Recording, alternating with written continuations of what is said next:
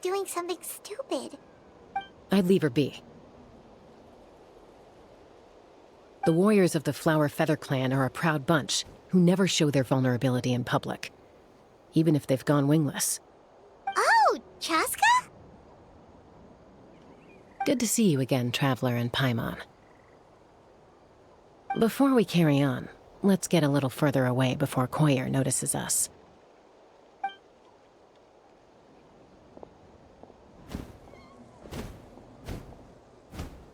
So, that girl on the bridge, Koyer, you said? Should she really be on her own right now? With the mental state she's in, it just seems risky. Don't worry. That's exactly why I'm here. Elder Alpa sent me to keep an eye on her. If she does attempt the unthinkable, I'll swoop in and catch her. I doubt it'll come to that, though. She's a fighter. A warrior, in fact. One who aimed for the sky. However despondent she might feel now, I'm confident she'll get through it. Well, in the Flower Feather Clan, there's an elite flying squad made up of Kukasaur riders.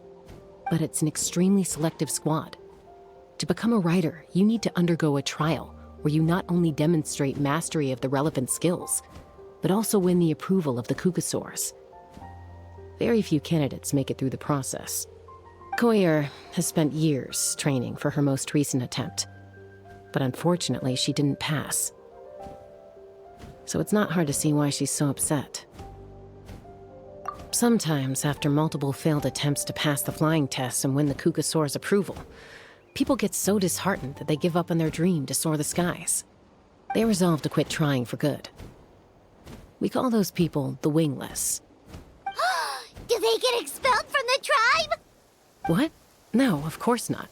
They're still prized warriors. We have a saying. Just as the Kukasaur treasures every feather on its body, so the tribe treasures each one of its children. This hits even harder in the wake of the war. All of our young warriors carry the future of our tribe on their shoulders. Besides, every Kukasaur falls from its nest before it learns to fly. It's practically a rite of passage. Likewise for the wingless, we always hold out hope that one day, when they're ready, they'll rekindle their dreams and keep trying. Until then, all we can do is quietly watch over them from a distance. Just like I'm doing now. Ah, okay. Paimon hopes she'll get back on her feet soon. Well, from the sound of her whistling, her confidence has been seriously shaken. No Kukasaur is going to respond to a call that sounds like that. Yeah, people from my tribe call to their saurian companions by whistling or blowing a horn. So it sounds like Koyer was trying to summon a Kukasaur to practice her flying. But the Kukasaurs are an even prouder bunch than our warriors. They would never respond to a lackluster whistle like that. First she failed the trial, and now she's struggling to even summon a Kukasaur. That's only going to hurt her confidence further. And getting trapped in that vicious circle is the kind of thing that'll make people go wingless. Surely there must be something we can do to help. That's very kind of you. Koyer's flying skills are up to par, but mentally she's stuck in a rut. If she wants to return to the sky, she has to overcome that for herself. I'm going to lay low nearby, just in case she takes a turn for the worse. Let me give you a tour around the tribe once this is all over.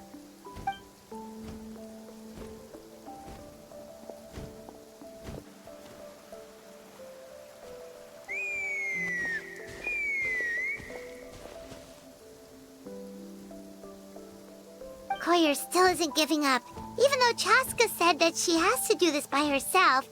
Paimon can't help feeling like maybe we can nudge her in the right direction. What if we could get a Kukasaur to fly up to her? That might give her the confidence boost she needs.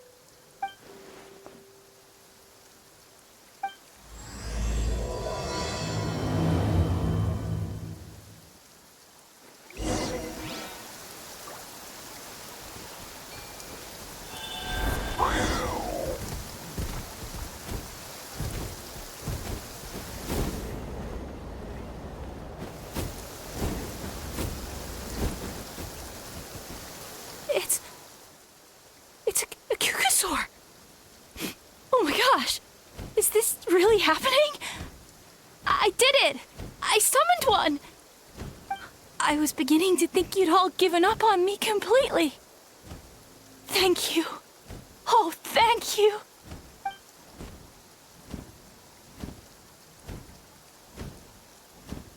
Excuse me? Would you mind if we did some flying practice together? Right now? I think I know where I went wrong in the test now. I need to maintain a higher speed on my turns. So, I just gotta practice my bell tail slides and split S maneuvers.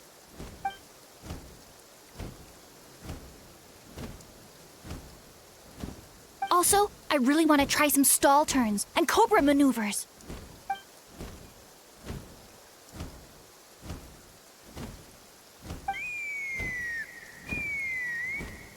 Huh?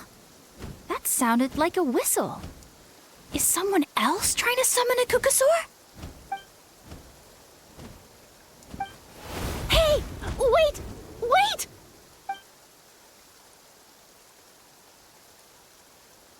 Do you think Koyer's feeling better now?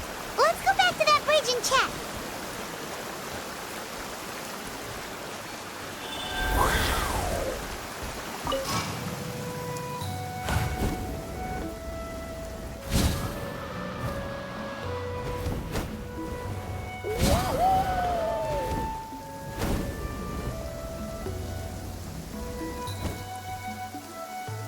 Chaska! I summoned a Kukasaur! They do still respond to me after all! Although, unfortunately, someone else summoned it away again before I had a chance to go for a flight. Oh, really? That is unfortunate. But if you can do it once, you can do it again. Keep at it, and you'll pass the trial eventually. You're right. You know, I almost thought about giving up, but I'm glad I didn't. Hey, Chaska, how's Koyer doing? Huh? Who are you? And how do you know my name? These are my, friends. The Traveler and Paimon. You came up in conversation the other day because I was telling them about up-and-coming warriors in our tribe. Oh, the Traveler, huh? So that's you. What do you mean up and coming? I'm closer to being wingless than I am to passing the trial. Anyway, we haven't met before, have we? You look so familiar somehow. Maybe you saw him in the stadium? Or anywhere, really. He's been all over Natlan lately, so it's not surprising that you've seen him around. If you say so. Koyer, Chaska.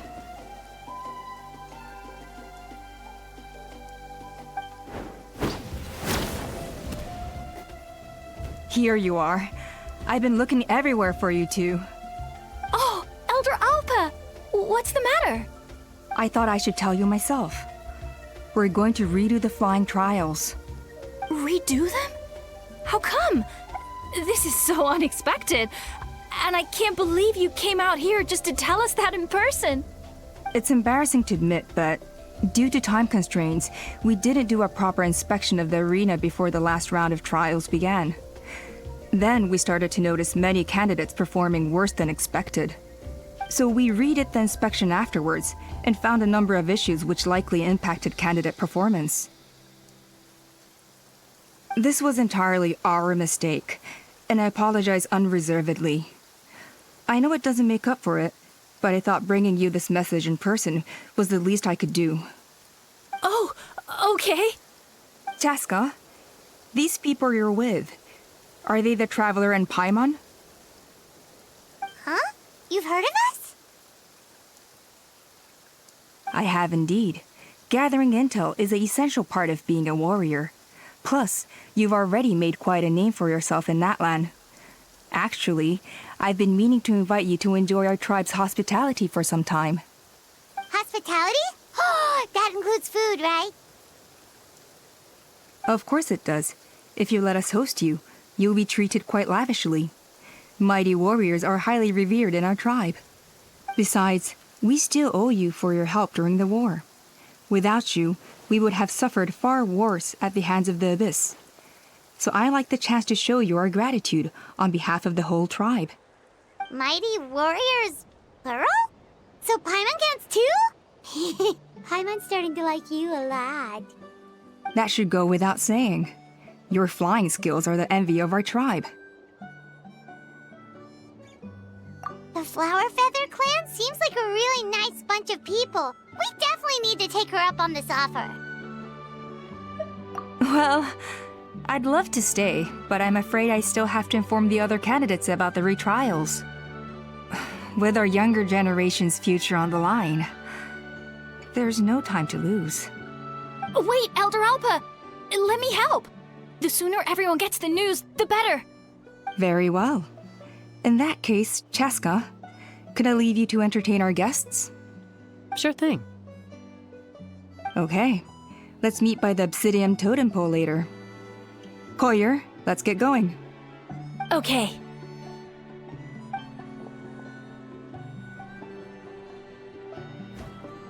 All right, they're out of earshot. I'm just gonna come out and ask. That Kukasaur who responded to Koyer's call, that was your doing, wasn't it? I grew up with these creatures. I could tell something was off the second I saw it. His whole demeanor seemed less like a Kukasaur and more like, well, you. So I figure you must have been pulling the strings somehow. He looked very flustered when Koyer asked for a ride, so I whistled to give him a chance to escape. And judging by the look on your face, that was a welcome intervention, huh? It's all right. If you'd rather your hidden talents remain hidden, I respect that. I won't press you for answers, and I'll keep my speculations to myself. You're the kind of person I'd still trust even if you had superpowers. I know you'd use them for good.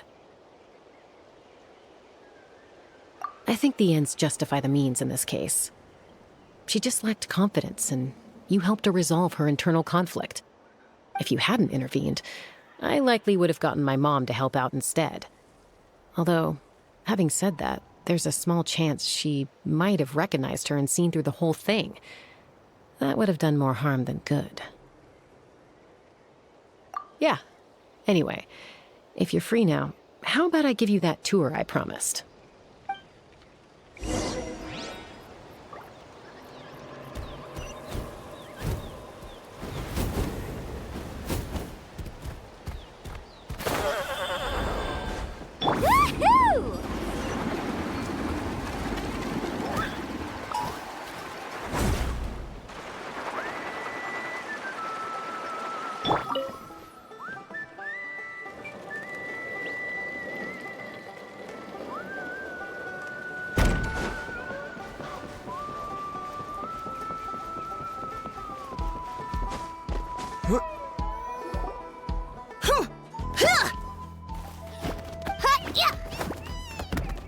Ready?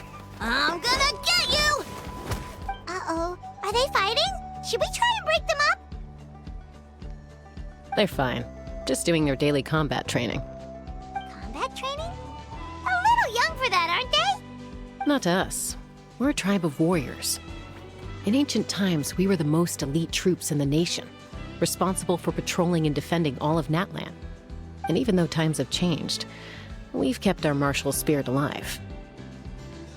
Hey, is that Chaska? Jessica, you're back! Oh, can you come train with us? Now's not a good time, I'm afraid. I'm showing the Traveler and Paimon around.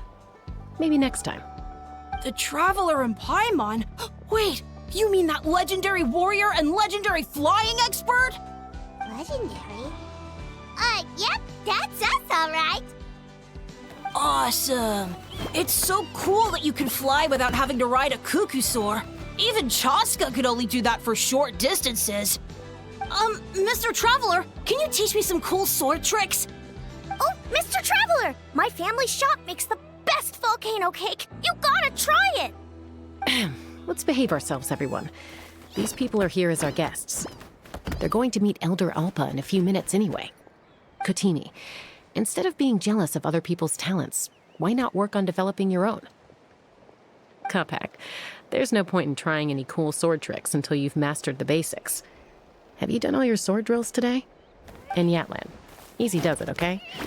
Not every conversation has to turn into you plugging the family business. Okay.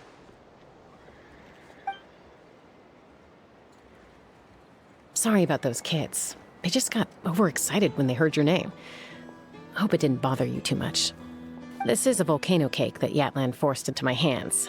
She said to think of it as an apology gift. Whoa, it smells amazing! Traveler, you want some? That's good. Yatlan will be thrilled. By the way, Chaska, those kids really adore you. You're way better with them than Paimon expected. Paimon figured you'd be more... aloof, maybe? Aloof, huh? Well, to be fair, there was a period when I was like that. Around the time when I first joined the tribe. But it's a terrible attitude to have as a peacemaker.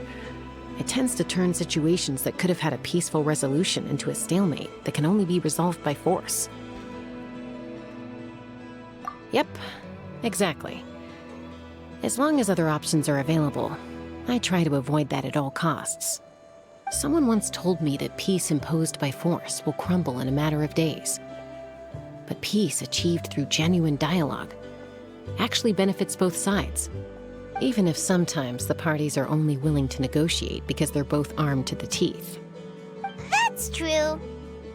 Hey, Chaska! Uncle Cusco knows you're back, and he's coming to get you. Oh, thanks. Traveler, Paimon, got a dash. I'll meet you at the totem pole up ahead. You can't miss it. It sticks out like a sore thumb. Wait, are you running away?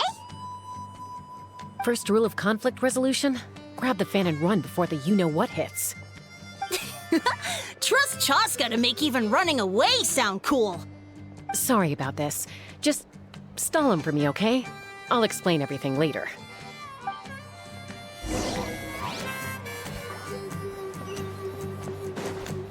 If I could pull off this trick. It would be so cool.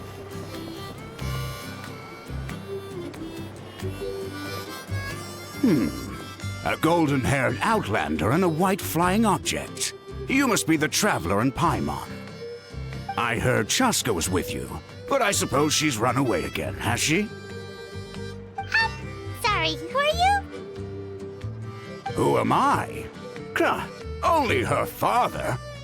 She's supposed to go for a checkup every 3 months to see how her abyss condition is doing. We both agreed on it. But she's already missed 3 checkups this year. That's 3 out of 4.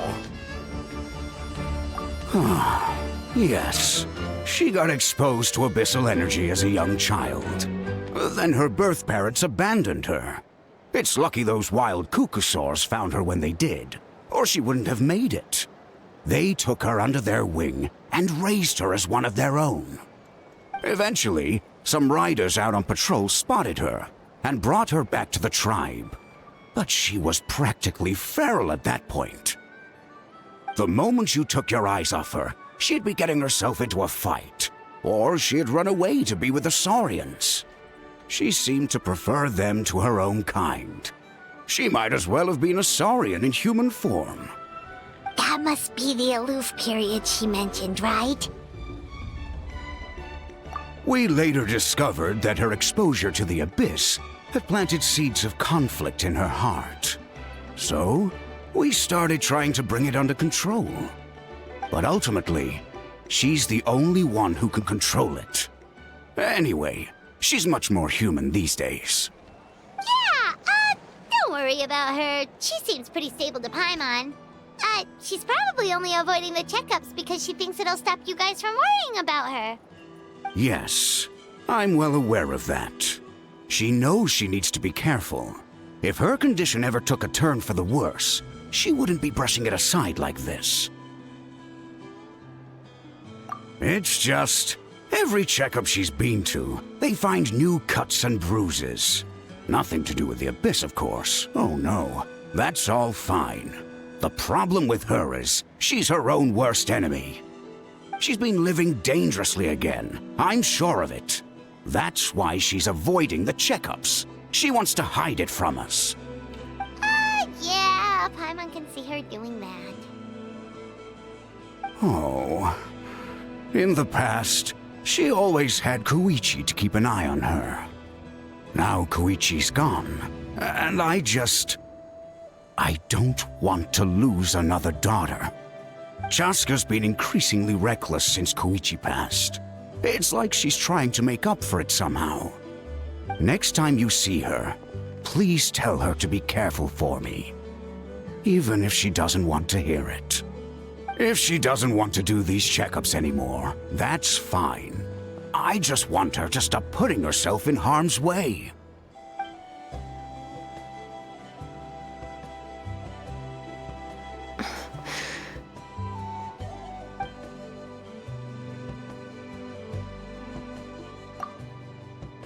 Whoa, where did the time go? We should be back up with Chaska before it gets any later. To get to the totem pole, we need to head north, right?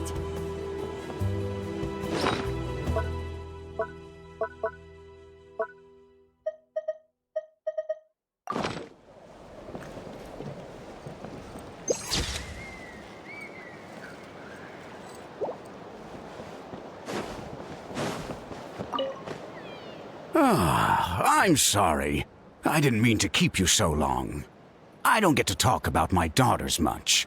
Once I got going, I lost track of time. I should be getting back to work now. So, oh, Chaska. Help me talk some sense into her, won't you?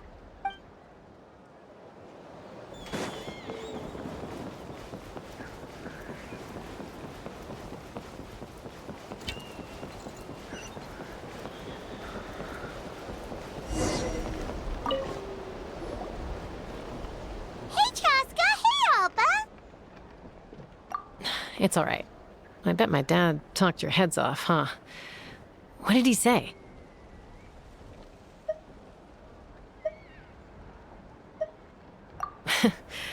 I was sometimes a little impulsive back then.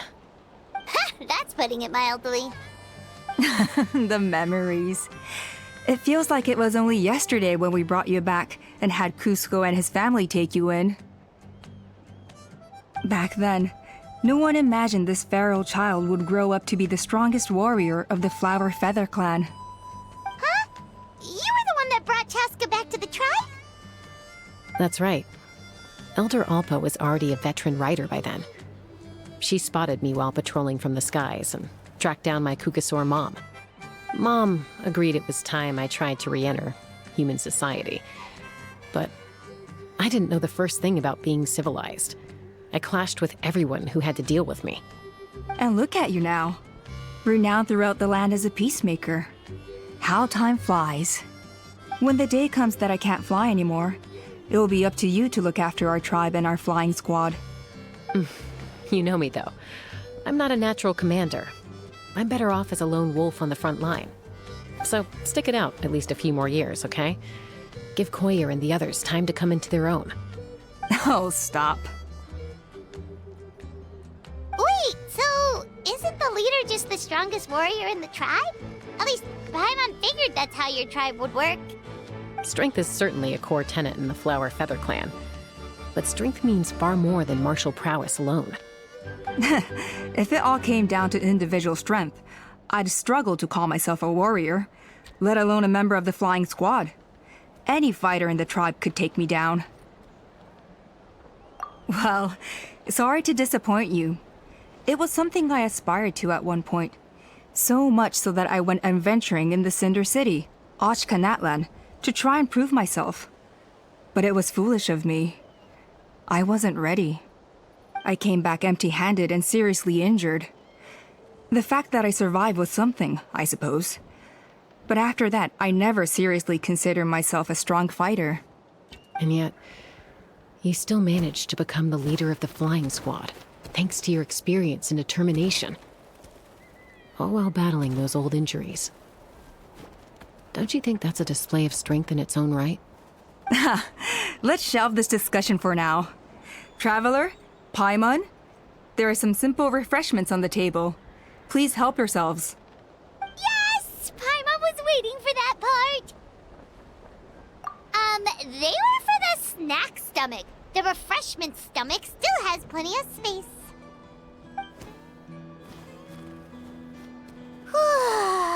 Paimon is so full. Well, if you're enjoying our hospitality, feel free to stay with us as long as you like. Elder Alba? There's, something's come up.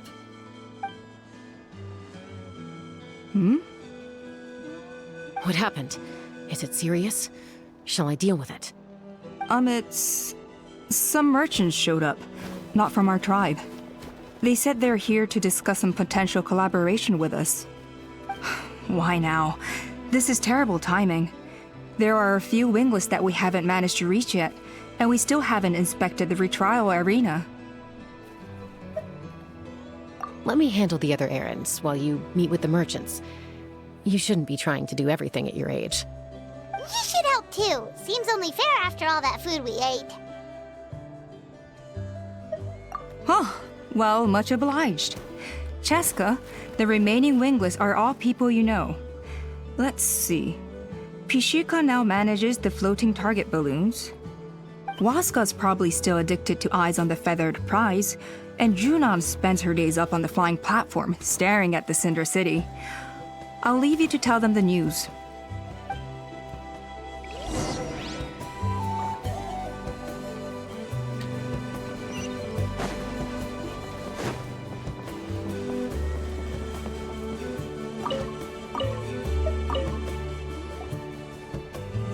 Are you sure you don't want to reconsider, Pashika? I appreciate it, boss. But honestly, I'm pretty happy with my life nowadays. Pashika, they're redoing the flying trials. Huh? Utoda? Ah, did Alpa send you? I was just telling Pashika the news, actually. The way things are with the tribe these days? I mean, you don't need me to tell you. This here is no future for a seasoned warrior like you. Ah, come on, boss. Do you have any idea how long it's been? I've been wingless for years now. I'm not cut out for that anymore. Of course, I'll do my part if we ever need to defend the tribe. But there's really no point in me trying out for the flying squad now. I've already made my peace with it. Not everyone has what it takes to return to the sky after going wingless. Elder Alpa's perseverance is something else. And it's okay if I'm not destined for greatness. I might not have the Kukasaur's approval, but with my hot air balloons, I can still reach the skies. Handling these balloons every day, seeing how the customers react, the looks on their faces, that's enough for me. Finding something you love doing can be just as hard as passing the flying trial. It's worth holding on to. Fair enough. It's your choice. I won't force you. Oh, by the way, you should try taking a balloon ride if you've got the time. Once you've been up there for yourself, you'll see why I love it so much. No problem. If you ever want to give it a try, you know where to find me.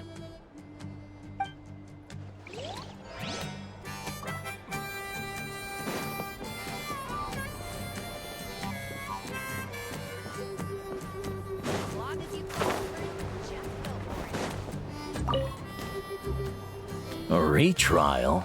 What's the point? I pretty much treat life like it's a game. No Kukasaur's ever going to approve of that, no matter how many times I try. Waskar, I can assure you, Kukasaurus wouldn't judge you for something like that. Well, they must be judging me for something. Maybe I lack fighting spirit, or just don't have the talent. Not everyone's a natural like you. Don't waste your time on me. You'll have better luck with the ones who still have their heads in the clouds. In the meantime, I think I'm going to treat myself to a few more games of Eyes on the Feathered Prize.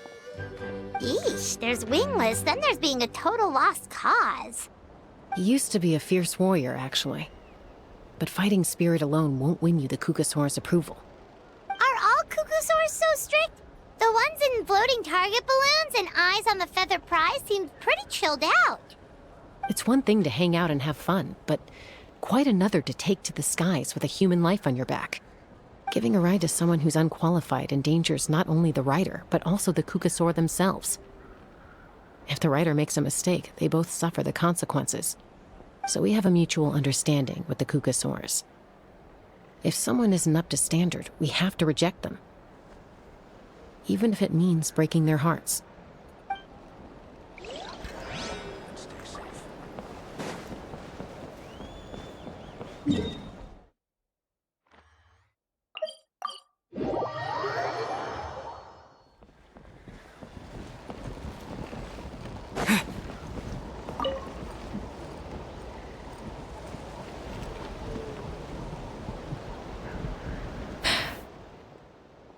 Hey, Junan.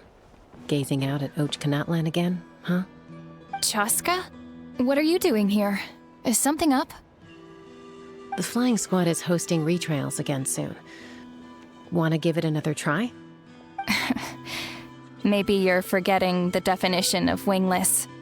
I've failed so many times already that I've decided to call it quits for good. I'm done. Elder Alpa always goes out of her way to come and tell me when a new trial is coming up, and it's nice of her to think of me. But nothing's gonna change. I'm not going to suddenly pass just because they're holding another trial. They're making some big changes to the arena this time, so the flying experience should be smoother than before. Koyer's gonna try again. No, forget it. If I was genuinely good enough to make the squad, the location shouldn't affect my chances. A true rider can fly confidently whatever the conditions, like you and Elder Alpa. Junan! They're redoing the... Huh? Chaska and the Traveler. You're already here. I guess they told you already then. Come on, let's go train together. I'm gonna sit this one out. What? Why? But you've always looked up to Elder Alpa. She went wingless after her injury and spent years drifting, but even she came back and made it in the end. If she can do it, why can't you? I mean, I don't have that kind of perseverance. And besides, the last thing I want to do is fail in front of her yet again. Oh, come on. You know you don't need to worry about that. Alright, well, how about we just treat this as you being my mentor? Then will you train with me? I mean... Enough umming and ahhing. Let's just get up in the air and figure it out as we go. Wait! Hold on, slow down. I can't keep up. Well, that's one way to do it. They've been best friends since they were kids. If anyone knows how to get Junan out of a rut, it's Koyer. You helped Koyer deal with her internal conflict, and now she's done the same for someone else. You know, people often talk about how one conflict leads to another and so on. But sometimes in life, things spiral in a good direction instead.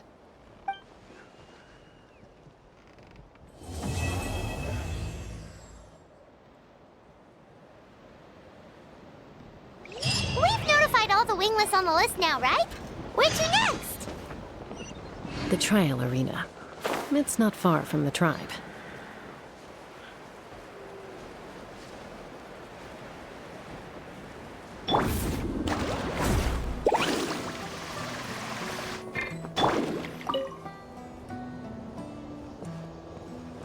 Oh, hey there, Chaska.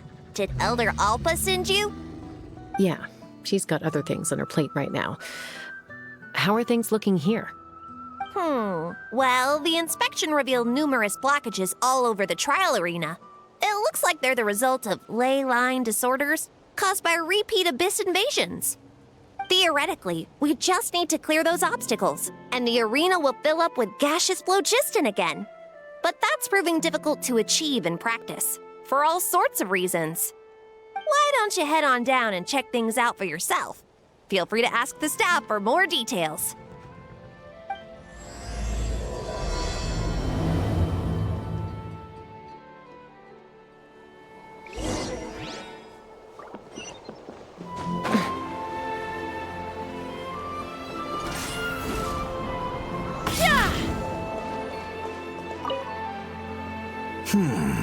I think it should be possible to clear this spot with just a few hard hits. But there are signs of strange life in here. Meddling with it might be dangerous.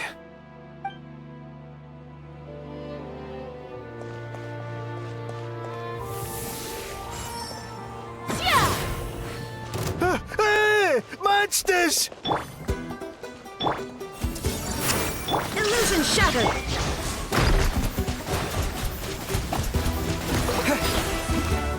Let's burn this breeze.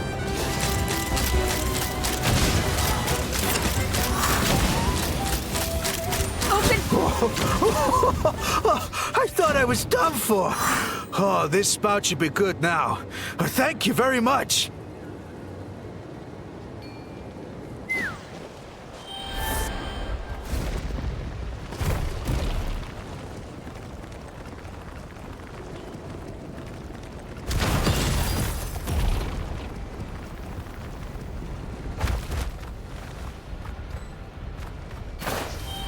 Take me up!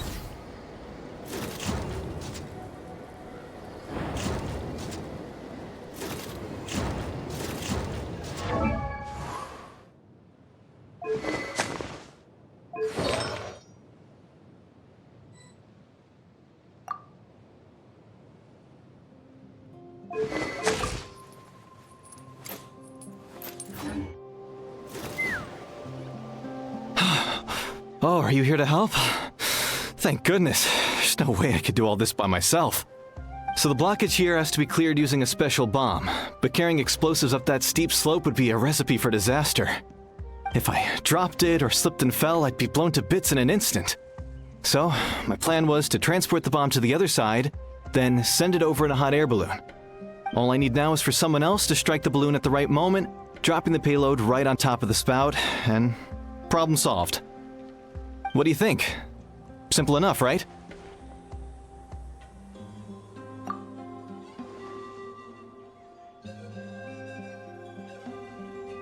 Huh? Oh, that one. No, I've got no idea who that belongs to. Or how they got it up so high. I just wish I could fly up there and check out what kind of tech they're using. Ah, well. Getting the trial arena back in order is more important. I'll head over and set up now. Let me know when you're ready.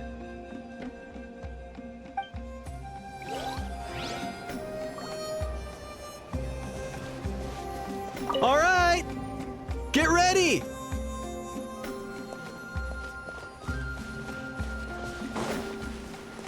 All right! Get ready!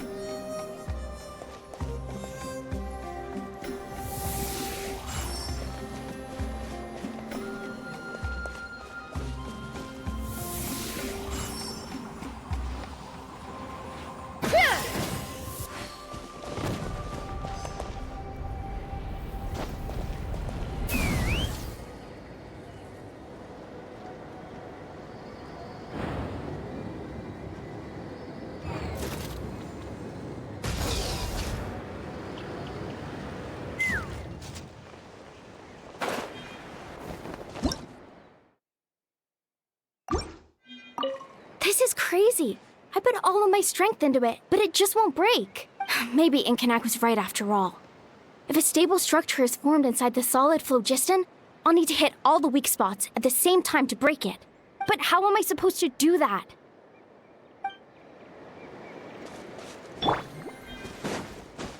Let's burn this breeze.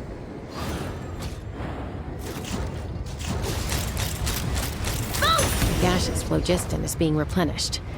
Looks like all the spouts have been unblocked. Let's head back up.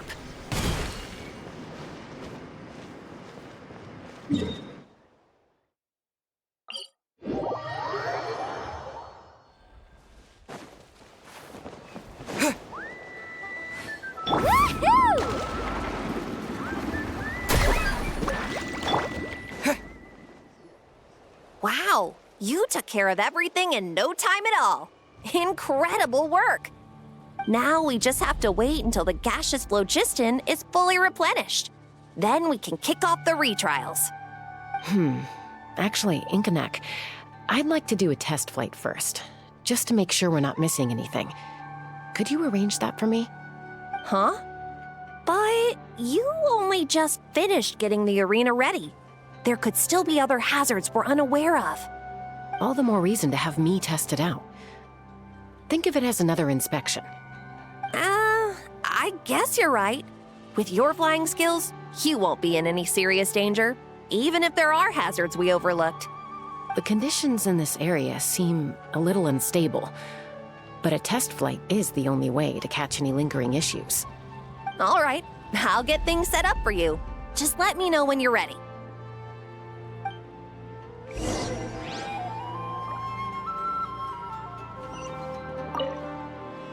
Are you ready?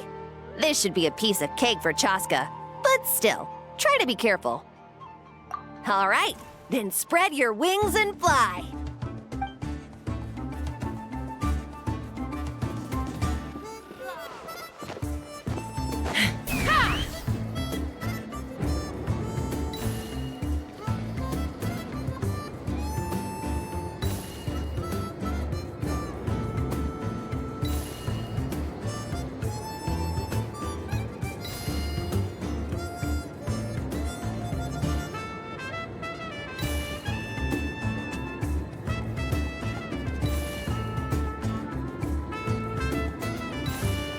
Giddy up!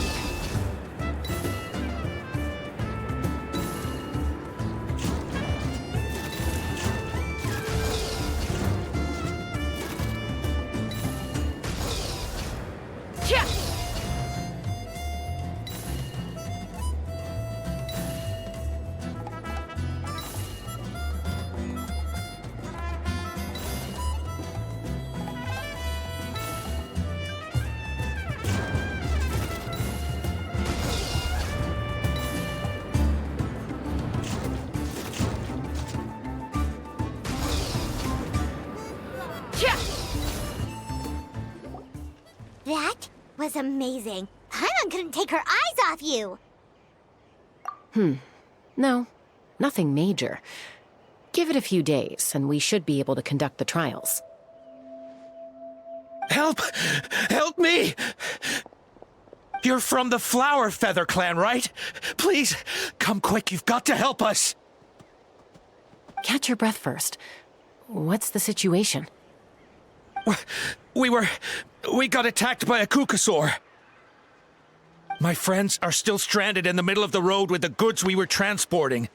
Please, I'm begging you, save them! Huh? Are Kukusaurs really that aggressive? Do they usually attack groups of people unprovoked? Not in my experience, but there are exceptions to every rule.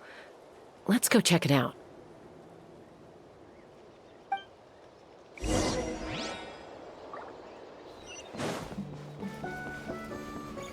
Woohoo! Ouch! I've never seen such an aggressive Kukusaur.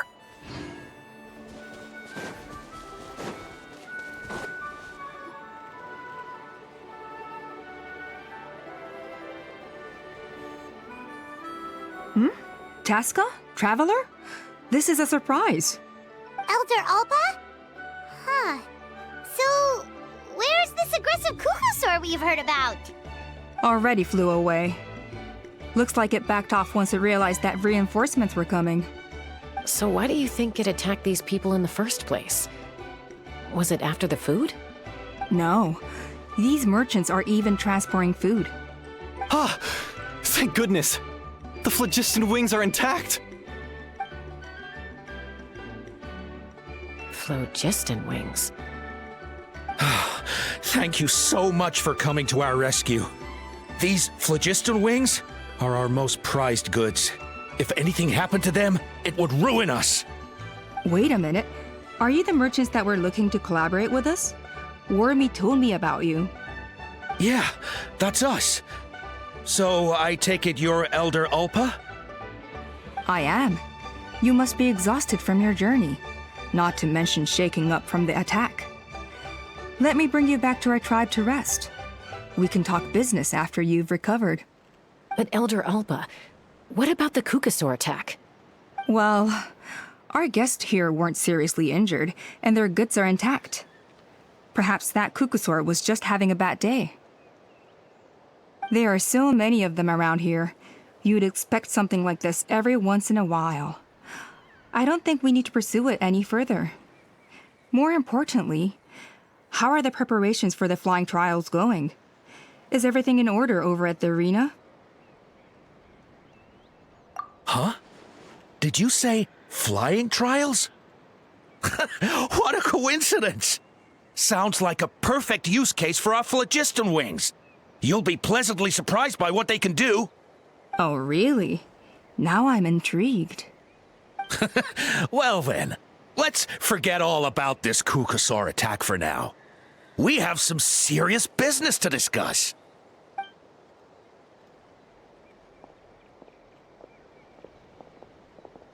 Huh?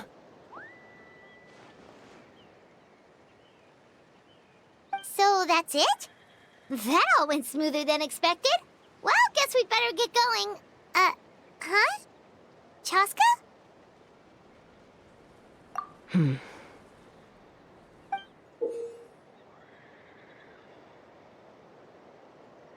A blood-stained feather.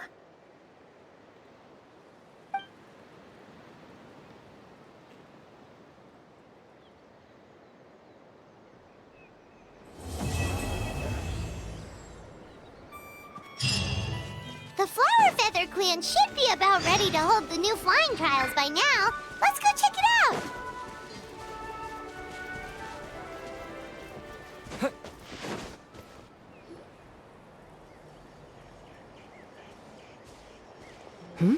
Ah, Traveler and Paimon. You came. Yep, and it looks like we made it just in time. Although, can't say the same for the Kukusaurs. Bit of a low turnout, huh? Yeah, you'll see why soon enough. All right, get ready. 3, 2, 1, fly! Whoa! We're really flying! I feel light as a feather. I'm flying without a Kukasaur. These phlogiston wings are awesome! What's going on? Paimon can barely believe her eyes. How did they fly all on their own? The merchants we ran into that day were selling a product called phlogiston wings.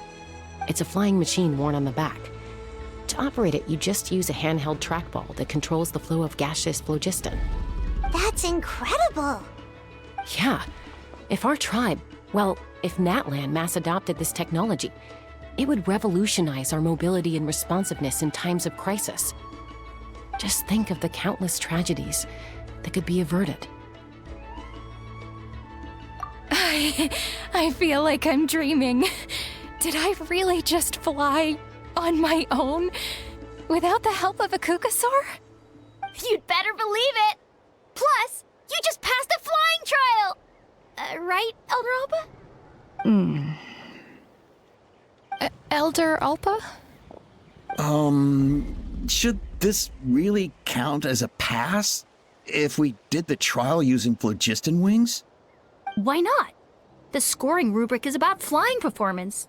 It doesn't specifically say you have to ride a Kukasaur, does it? Yeah, maybe, but... I mean, even Chaska had to ride a Kukasaur in her trial, right? And the whole point of the trial is to test both your flying technique and your ability to work with a Saurian companion. Well, if we can fly by ourselves, maybe we don't need to test the ladder anymore. Chaska, Traveler, what are your thoughts on this new invention?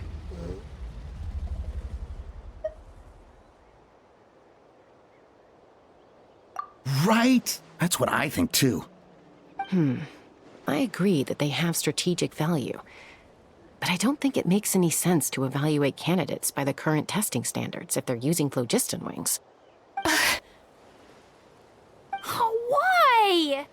Shunan finally mustered the courage to go through with this, and now you're saying it doesn't count? We don't have any experience using these wings in battle, nor is it immediately obvious how to incorporate them into the existing systems in our tribe. Taking a longer-term perspective, I think we need to start by getting thoroughly acquainted with how these things work. Then we can develop a new trial format with new assessment criteria, tailored to candidates using the phlogiston wings. You all raise valid points. But Chaska, while your proposal sounds perfectly reasonable, It would probably take years to put it into practice. We lost so many people in that war. These phlogiston wings could be exactly what we need to strengthen our forces and boost morale in this trying time. And as for real-world battle experience, there will be plenty of opportunities to gain that. I have high hopes for you, Junon. Huh?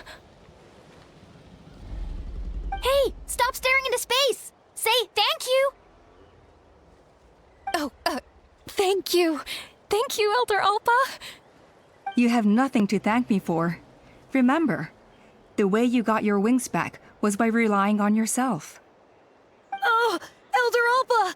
Bad news! Cucosaurs are attacking the merchants again! Again? Okay, everyone, stay put while I... Huh? Chaska?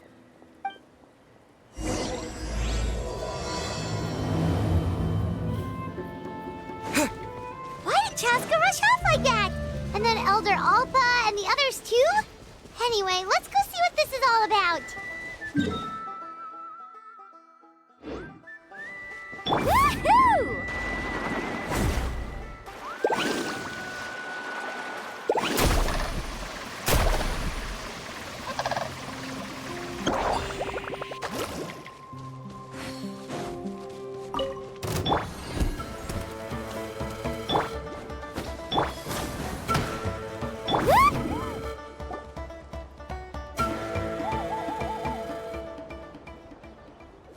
Oh, it's back!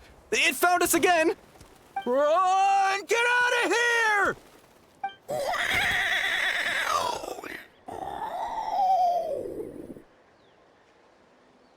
Curses!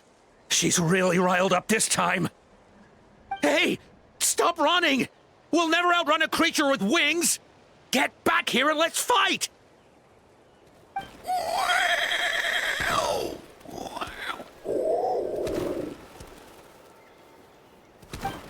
Stop! All of you! Chaska! Oh, wonderful! Quick, get rid of that thing!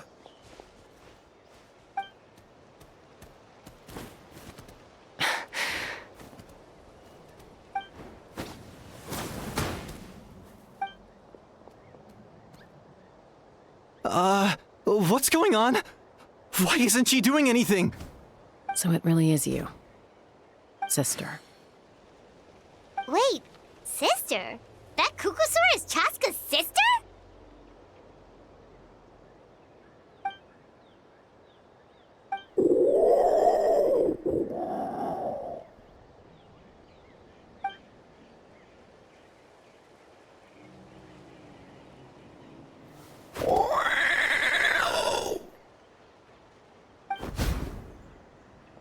Koya, wait! Is Chaska gonna be okay? Should we go check on her? Is everyone all right? We're okay. No serious injuries. Thank goodness you all got here just in time.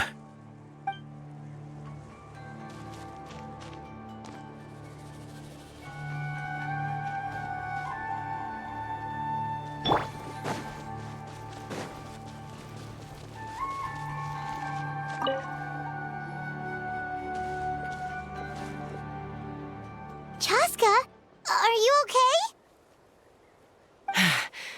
I'm fine. Sorry for making you worry. No point. She's an expert at hiding her tracks. Once she's shaken you off, you'll never catch up to her. At least, I always used to lose to her at hide-and-seek when we were kids. Well, yeah. You know I was raised by Cucosaurs. Anyway, she and I grew up in the nest together. Her name's Koya, and she's my big sister. We played together all the time, chasing each other through treetops or mountaintops. It felt like it would go on that way forever. Until the day I was sent back to live with the humans. Not all Cucosaurs are friendly towards people. Koya, for instance, she's fine with me because we grew up around each other, but she's not fond of other humans. When Mom decided to send me away, Koya strongly protested, and After I left, she became more and more reluctant to interact with humans. Maybe she thinks that humans stole you away from her. It's a possibility, but in any case, we still stayed best friends at first. I had a hard time adjusting to life in the tribe, so whenever something went wrong, I'd run off into the wild and vent to Koya. Ah, so that's what Uncle Cusco was talking about. He said you seemed to prefer hanging out with Saurians to your own kind back then. Yeah, I did. But then, gradually, everything changed. With a new mom and dad, a new tribe, and Koichi, I started getting curious about these humans and made an effort to understand their behavior. The more time I spent with them, the less I spent with Koya.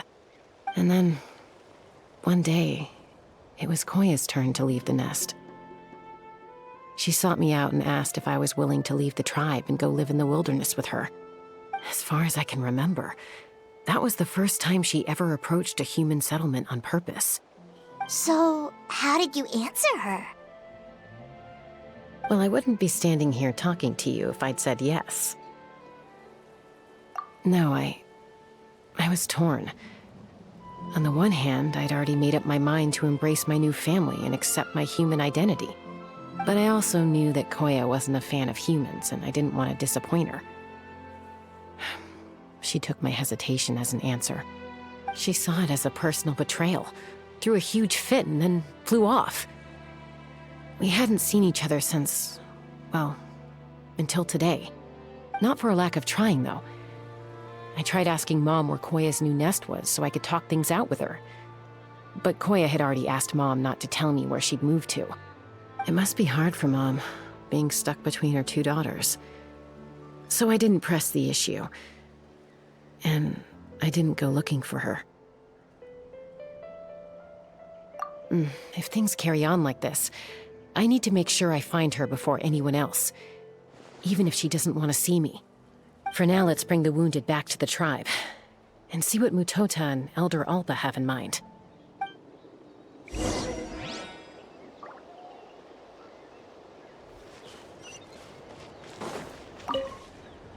What was wrong with that Kukusaur? Why was it so aggressive? If we just let it escape back into the wild, who's to say it won't attack again?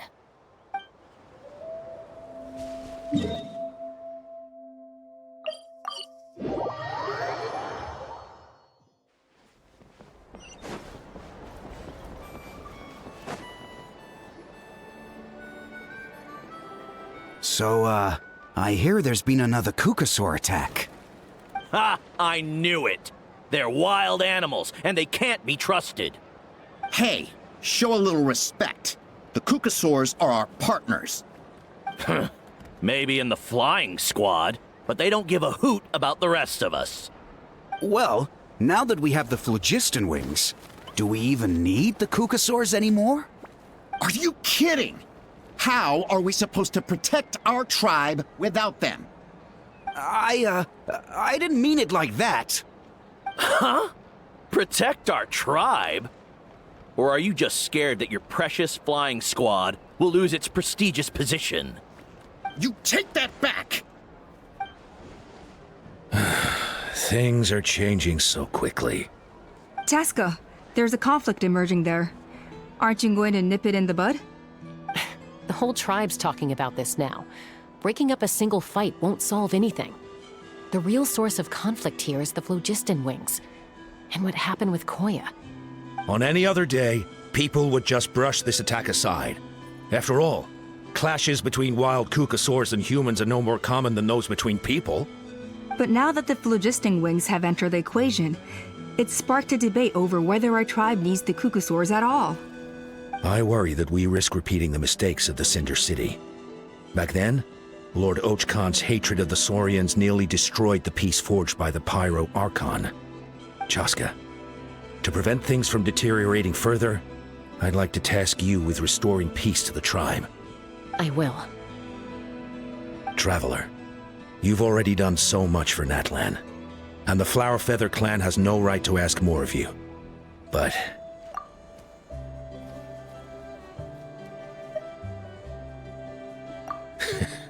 Looks like I was making a mountain out of a molehill. And don't forget about Paimon. Just leave this to us. This whole situation has unfolded so quickly that it's put us on a back foot. To tell the truth, it makes me a little suspicious. You think someone might have orchestrated all this? It's possible. Leave it with me. I'll look into it. Also, Chaska, could you try to keep a low profile while you're out there digging around? We don't want to give our hand away. I'll do my best. Okay, so where should we start? This all began with Koya's attacks. If we can find out what led her to do it, that should give us something to work with. Unlikely. Given how she reacted when I showed up, I don't think she's forgiven me. If you want to resolve a conflict through dialogue, sometimes you need a third-party facilitator. Let's go see my mom.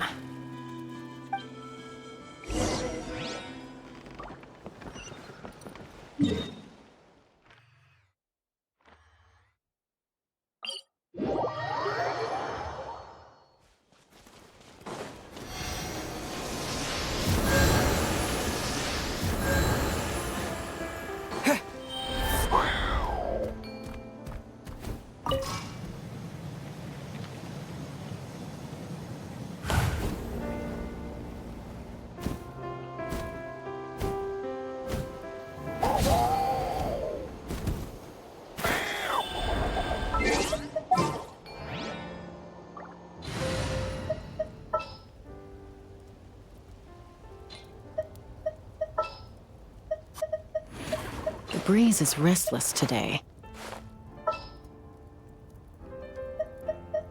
Gonna be epic.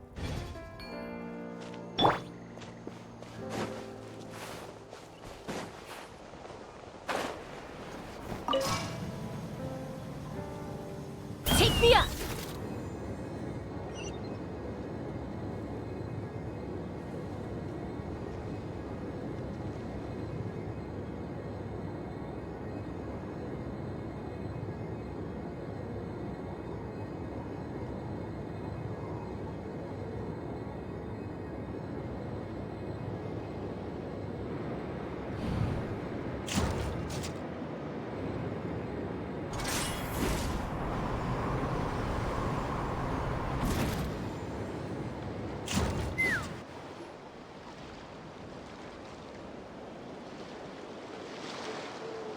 Wow, so this is where you used to live as a child? Mm-hmm. When I was little, we used to do this thing where I'd jump from the top of this tree, and Koya would fly over from the platform and catch me in midair. Or sometimes we'd both fly from the treetop together, and then after some aerial maneuvering, she'd throw me up onto that platform. After we got a bit older, we went to the nearby shores looking for even greater heights. Stop! You're gonna give Paimon a heart attack! Oh, really? I just thought it made a fun story.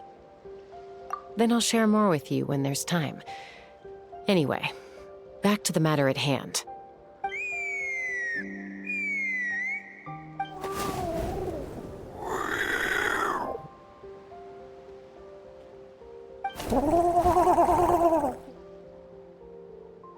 Hey, Mama Bird. I'm back. My last visit was only a week ago, wasn't it? See? I visit you more than I visit Papa Cusco. I brought a couple of friends with me. These are the Traveler and Paimon. Traveler, Paimon, this is my mom. Her name is Chimpu. In the human tongue, anyway.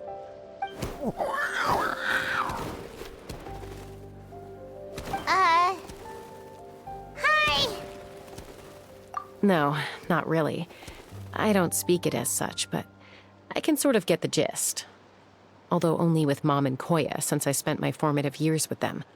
Even then, it's basically a best guess based on their sounds, body language, and expressions.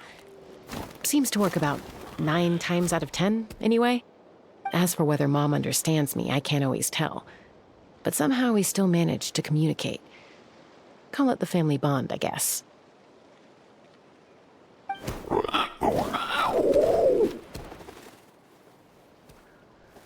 Don't worry.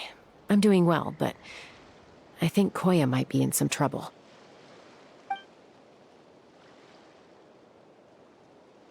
I know she's never been a fan of humans, but she's never deliberately attacked them before either. What's behind this sudden change? Does, Auntie Chimpu know anything? Doesn't look like it. Koya hasn't visited her in a long time. Then, could you please tell me where she's living nowadays? I really need to talk to her. If this animosity between her and the tribe continues, then the next time there's an incident, I don't know if I'll make it there in time.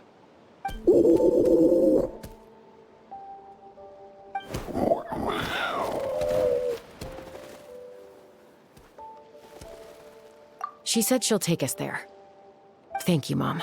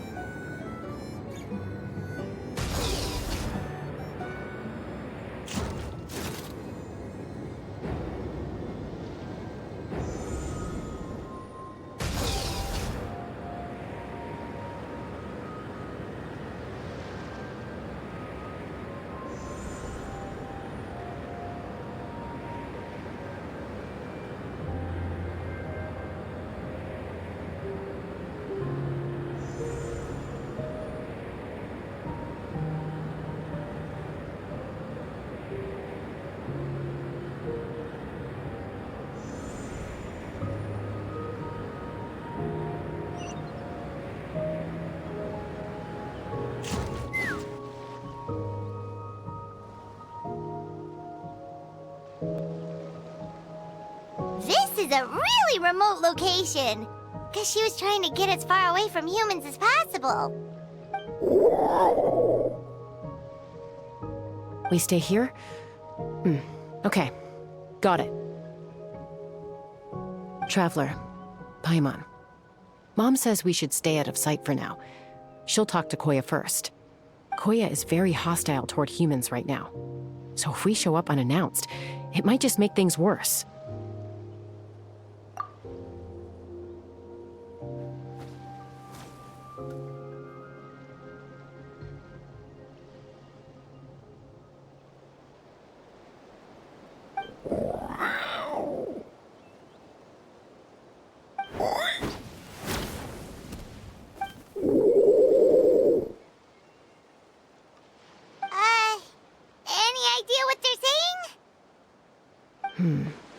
Sounds like things are more complicated than I imagined.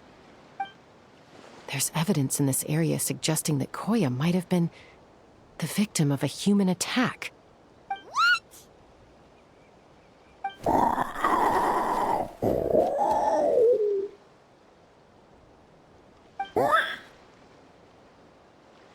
No! It's Chime, Koya's child. The attackers kidnapped her. They came over the sea, under the cover of night, and they took Chime. What the heck? Who would do such a thing? I searched day and night, and finally found them.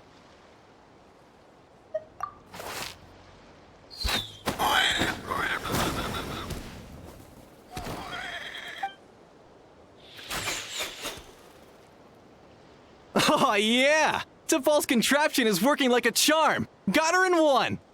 Hey, there's another one! Wait, is that the one that got away last time? Who cares? Just get them all! T'Pol pays us per catch!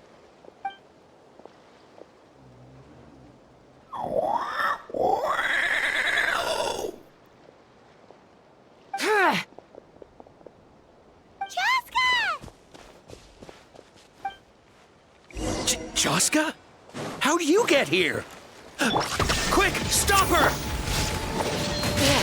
Don't you even think about running away! Bullseye!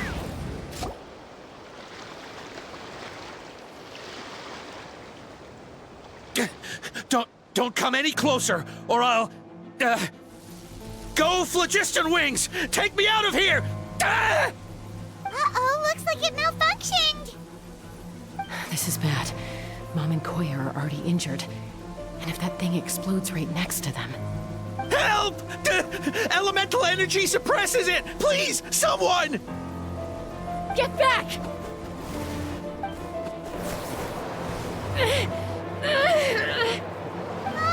It's still going, and it's getting worse.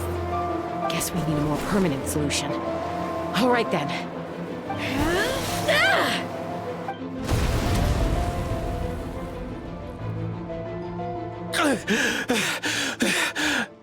That was too close. I thought I was gonna die.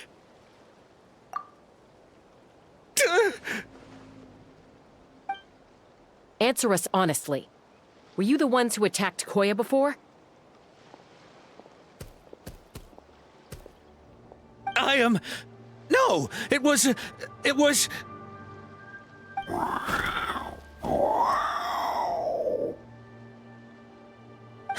Well, she says it was you. Just tell me, who sent you here? It was T'Pol. He told us to catch all the wild Kukasaurs we can find. And he also said that this Kukasaur has become a thorn in his side, so he needs dealing with urgently. T'Pol? Huh. Sounds familiar. But where from? Well, he tends to send his orders in writing. He pretty much never communicates with us in person. When he does, he wears a mask to hide his face. And whenever we trade Kukasaurs for Phlogiston Wings, we deal with his henchmen. So you didn't even make those wings? All we did was slap some labels on them and transport them over here, to make them look like they're imported. To make it harder to trace their origins. I don't know, honest! Well, that's mighty convenient, huh? What about if I held a gun to your head? Would that change your answer? No need. I'm sorry. I'll tell you everything I know. T'Pol doesn't tell us much, but he always stresses that he wants them alive. So that gives us some clues. This is just a best guess, of course, but we suspect that the gaseous phlogiston stored in the track balls is drawn directly from the Kukasaurs. What?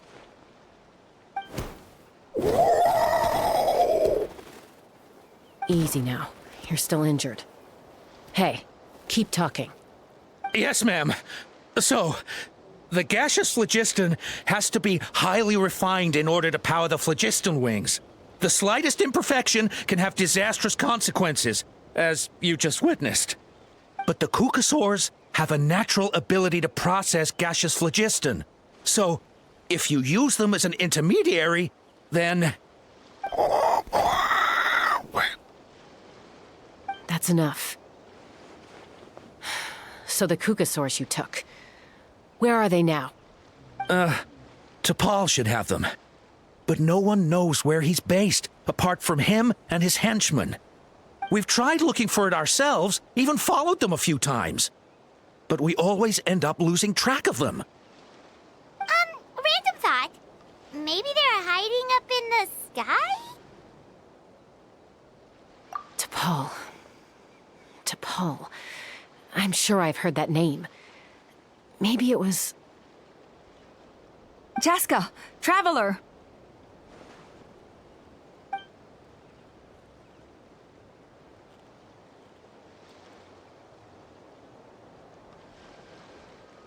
That voice! It's Oppa!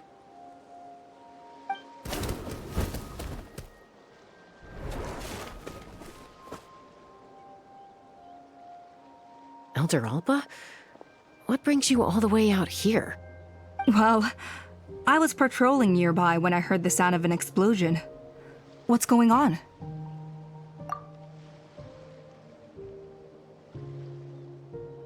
I don't believe it. Elder Alba, does the name T'Pol ring a bell to you? I feel like I've seen it written down before.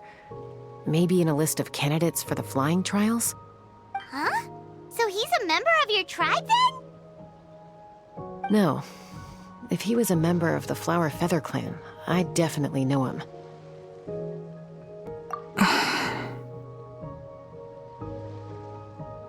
Now that you mention it, I do remember a young man from outside our tribe who came to participate in our flying trials once.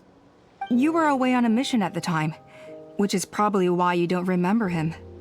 He was a craftsman from the Children of Echoes, but he'd always dreamed of soaring the skies, so he wanted to join our flying squad. The Children of Echoes? That's rare. But despite his best efforts, he unfortunately failed to pass the trial and gain the Kukusaur's approval. In the end, he went wingless and returned dejected to the Children of Echoes. Wingless, huh? Maybe he invented the phlogiston wings to get revenge on the Kukusaurs. Perhaps.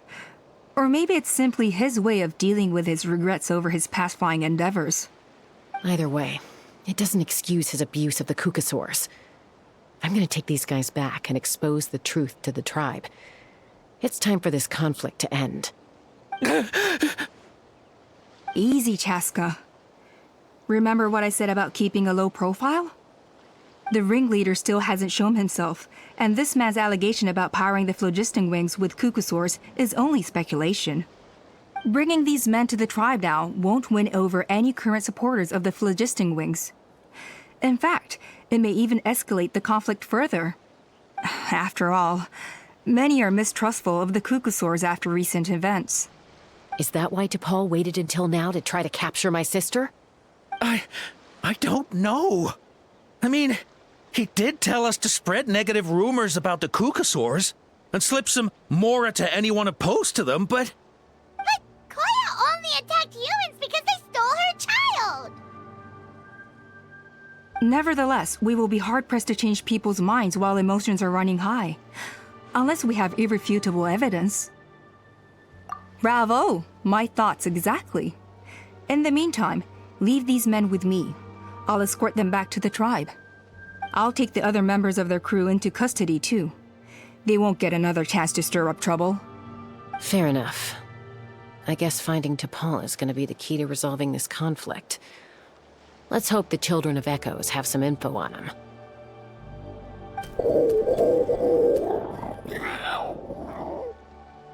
Sorry, whatever it is, it'll have to wait till this is all blown over.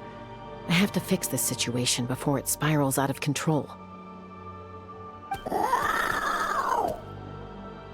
Mom, Sis, rest up and get well soon. I gotta fly.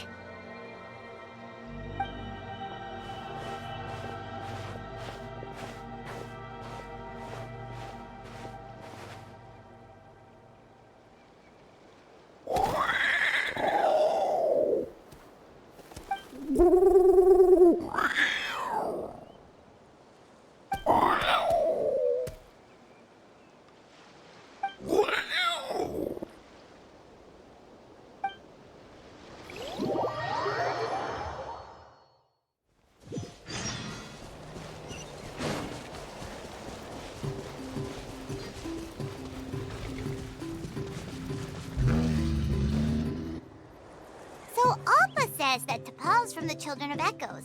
But how do we track him down? Just ask around until we find him? Let's start by talking to someone we know. It'll be faster that way. At this time and place, I'll bet the easiest person to find is... Wakey, wakey, Shilonen! Oh, it's you. Okay, give me a second. I'll come down.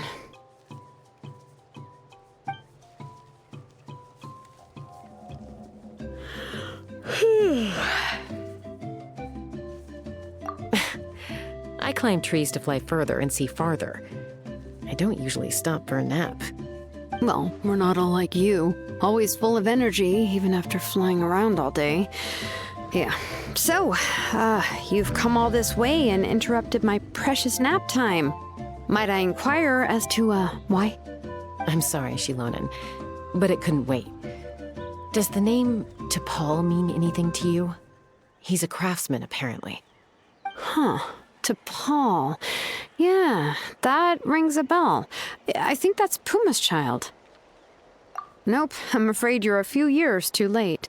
Why are you looking for him?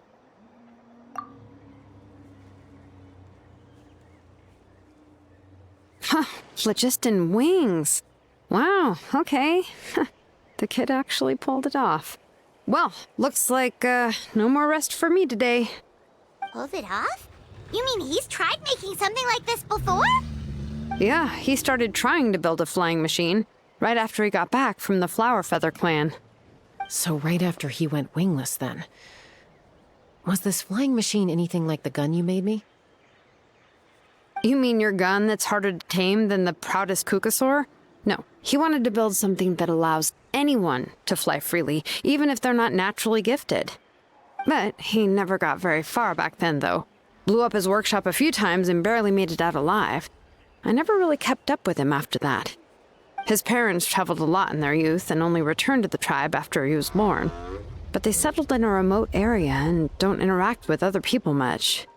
Which means most people in the tribe don't know them very well. Your best bet is to chat to his direct family. I'll, go get Puma. Wait for me in front of the workshop. I won't be long.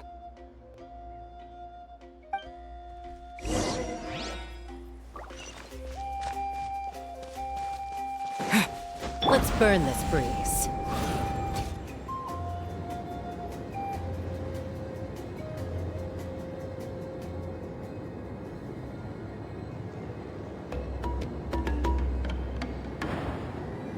Giddy up! I'm back. Allow me to introduce T'Pol's mother, Puma. Hello, we're... Oh, save the pleasantries. I don't want to spend any longer talking about that boy than I have to. Huh? I disowned him long ago. He is no child of mine. All he cared about was his pipe dream of reaching the sky. Oh, we tried to talk sense into him, but he was obsessed.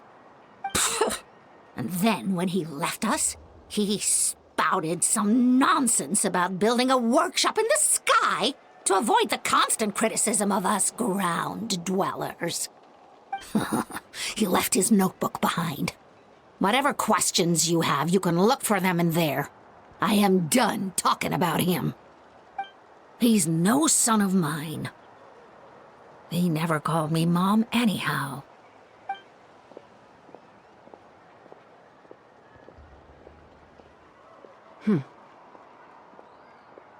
Wow, they've really fallen out. I'm sure wasn't expecting that. Her husband, T'Pol's father, he passed away recently, and T'Pol didn't even bother to show his face at the funeral. If you ask me, that was probably the final straw for Puma. I'll go keep her company. If there's anything else you need, just come and find me. Thank you. Okay, so this notebook is the only lead we got now, right? What's in there?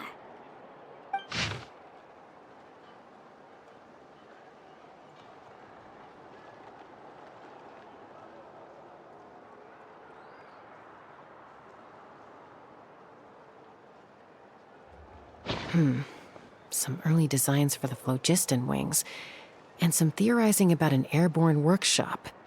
Ochkanatlan, the Cinder City. Looks like that's where he got his technological inspiration from. So, was he serious about the workshop in the sky?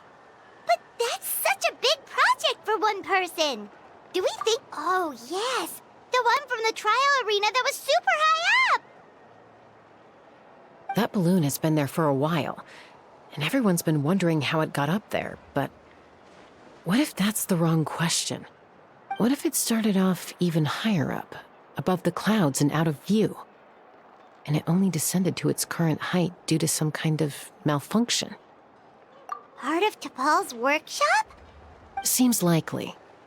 If T'Pol's base had been hiding above the clouds this whole time, that would definitely explain why Isidore couldn't find it. I totally called it! But how do we get up there? Chaska, can you even fly that high? By myself? Possibly. But with a passenger, no chance. I doubt even phlogiston wings could take you up that high. At least, not without that relic DePaul mentioned in his notebook. Yeah, and he's probably holding on to it. We'll have to find another way. Nope. That's way beyond Paimon's altitude. Also, would you really expect Paimon to go up there and take on DePaul all by herself? Let's not worry. Just because we can't think of a solution doesn't mean no one else can. I'm not the only flying expert in my tribe, you know. Oh, good point. We should go ask Elder Alpa. And Mutoda. He was quite the flying ace back in the day, too. Let's head back and see what they suggest.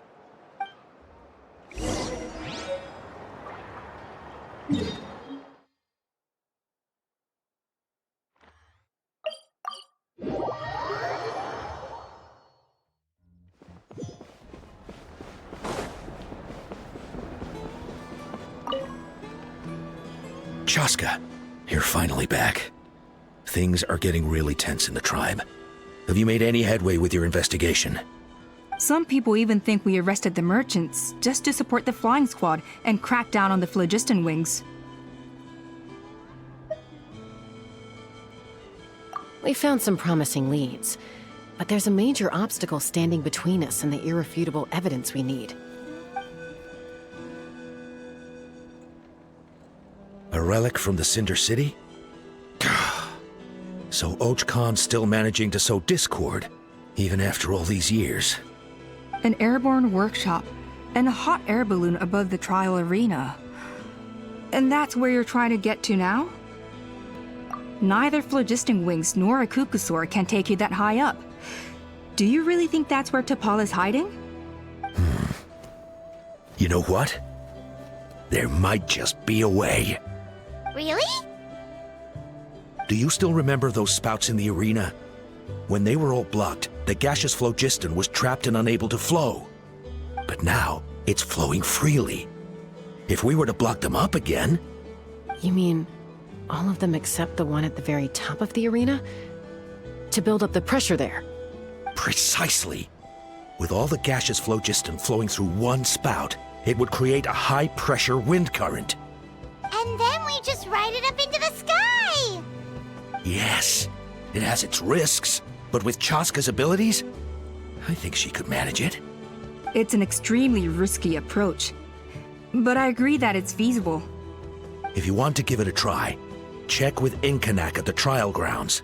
She can explain how to block the spouts. Chaska, if anyone has a hope of seizing this evidence from the high heavens, it is you.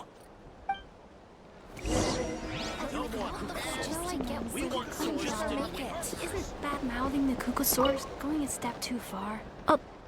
Although I get where they're coming from, isn't bad-mouthing the cuckoosaurs going a step too far? But without the phlogiston wings, I'll never make it.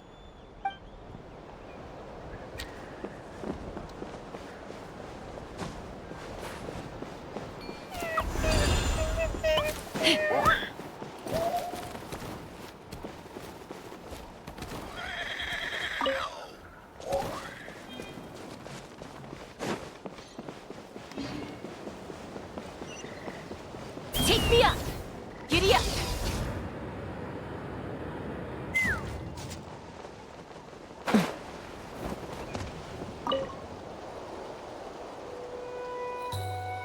Goodness me, that is a very bold idea. Maybe so, but we have to act fast. What's the quickest way for us to block off the spouts? From a technical perspective, I'd have to advise taking some measurements and carefully planning this out first. But I'm guessing that's not what you want to hear. Then we'll have to take the rough and ready approach. See the solid phlogiston over there?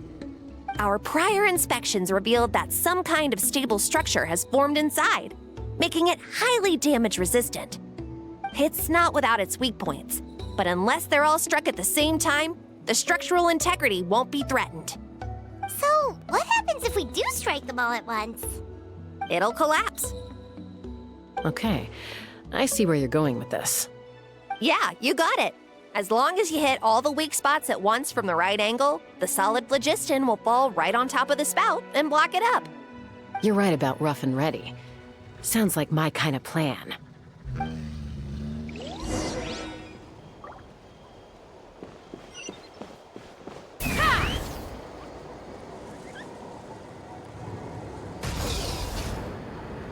Look! There's a chunk of solid phlogiston right over that spout!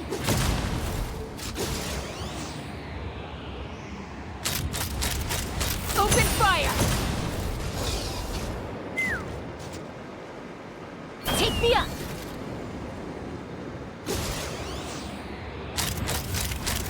Locked on!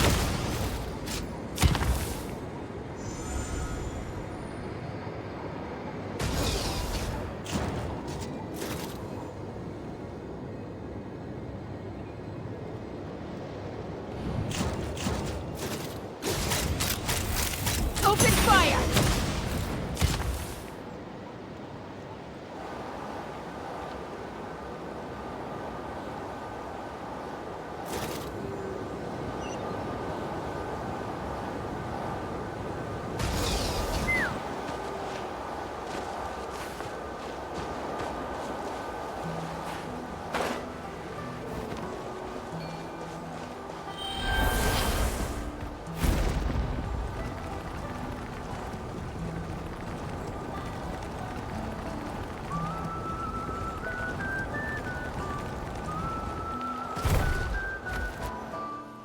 It actually worked!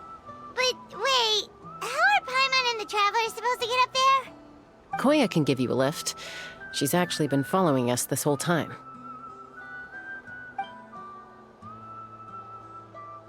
Wow, Paimon didn't notice at all. Well, probably because she didn't want to get too close to humans.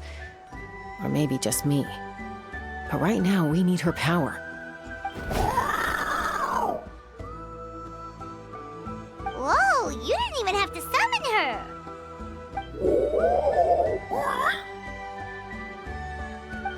Yes, up there. That's probably where Chime is.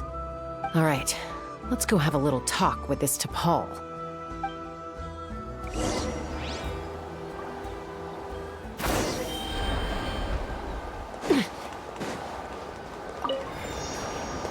Let's fly!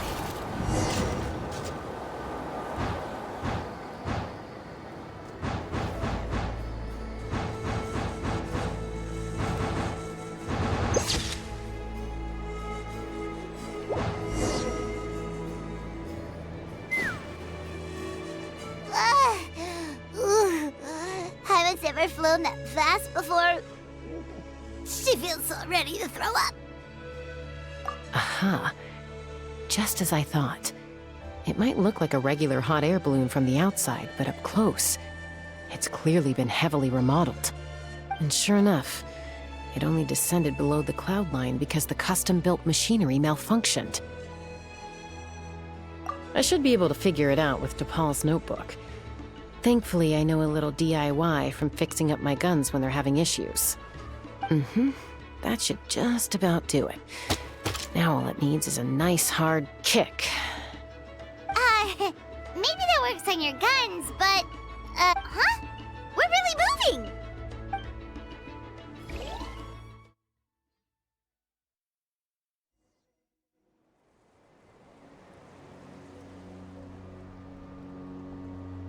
Here it is! The workshop in the sky! Oh, you gotta see it to believe it. Makes you wonder why T'Pol even bothers with phlogiston wings when he has tech like this. Well, according to the notebook, the platform beneath us runs on components from the Cinder City. Those can't be mass-produced. Also, I have some doubts about its mobility after seeing how it moved just now. For someone like T'Pol who dreams of flying freely, this definitely doesn't cut it. But if he's got that relic, he should be able to make a set of prototype wings for himself, right? Why bother making a whole flying workshop so he can mass-produce them? But this doesn't add up. If he's already achieved the power of flight, then he must have bigger dreams we don't know about. But what? With any luck, we'll find the answers in his workshop.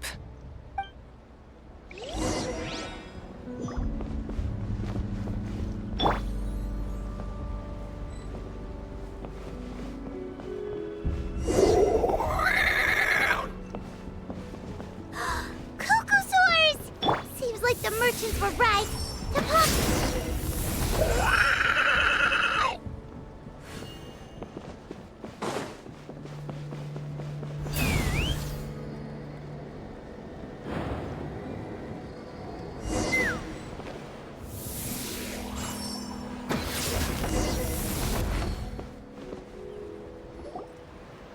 Why won't it fly away like the others? Is it? She's still breathing, but barely. By the looks of it, DePaul was using these cages to extract phlogiston from the Kukasaurs. Once a Kukasaur is drained of phlogiston, it becomes too weak to move. We'll have to come back for these ones after dealing with DePaul.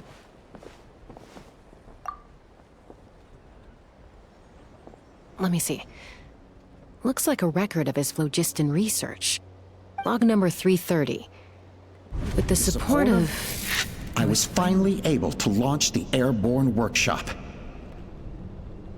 Even though it relies on the relic for 80% of its power supply, I've at least taken the first step. Log number 348. Research on the relic is progressing well. I should be able to replicate the technology and scale up production very soon. Has proposed a name for this groundbreaking invention: the phlogiston wings. I think I'm getting close. Soon I will achieve my dreams. Log number 377. Encountered some issues with the new smaller model phlogiston wings. The gaseous phlogiston showed some volatility during the refinement process.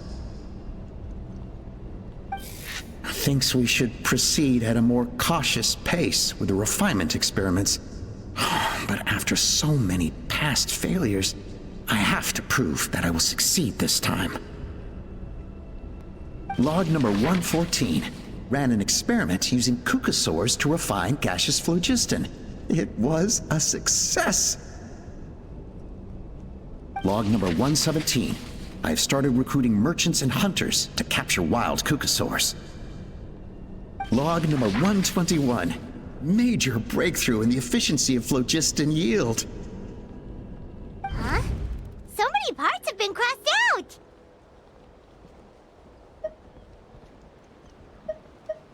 Yeah, probably the contact he alluded to in his other notebook. Guess he has a benefactor. Did anyone else notice how the numbering system in this notebook suddenly changed halfway through? We haven't got time for textual analysis, I'm afraid. Grab the notebook and let's press on.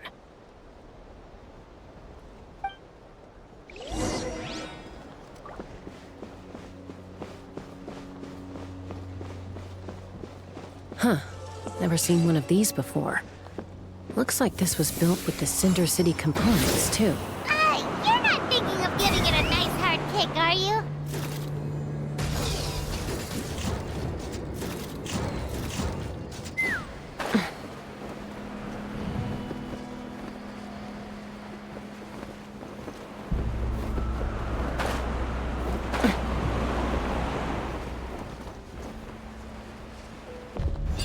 Take me up! Whoa! What's that mechanism doing? It's asking for a nice hard kick where it hurts. Aim for the weak spot.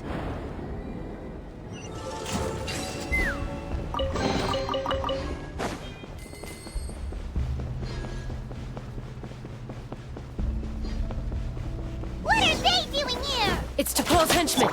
He must have brought them here using the relic in his prototype wings. Watch out!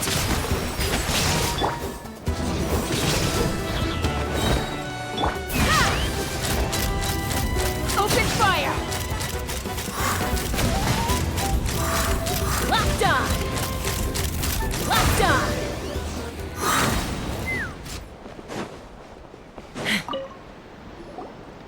Hey, look here! More of T'Pol's notes!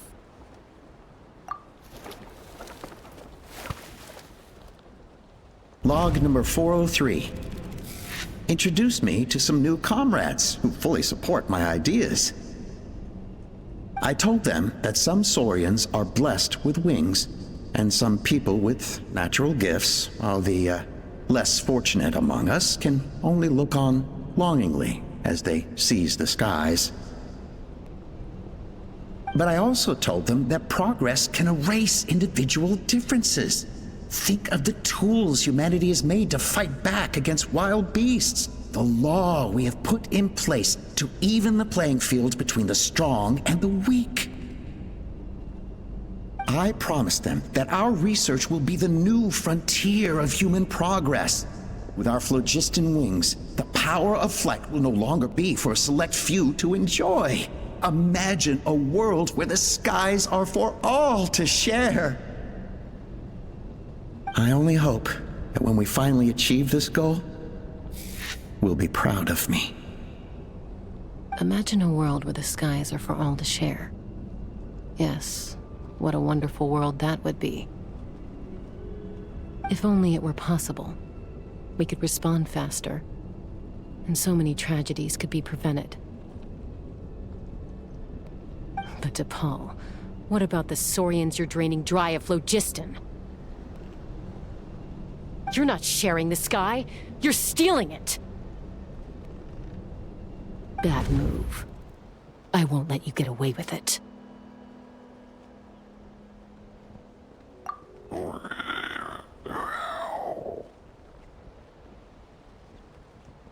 I'm fine. Let's keep moving. I don't think we'll find anything else here.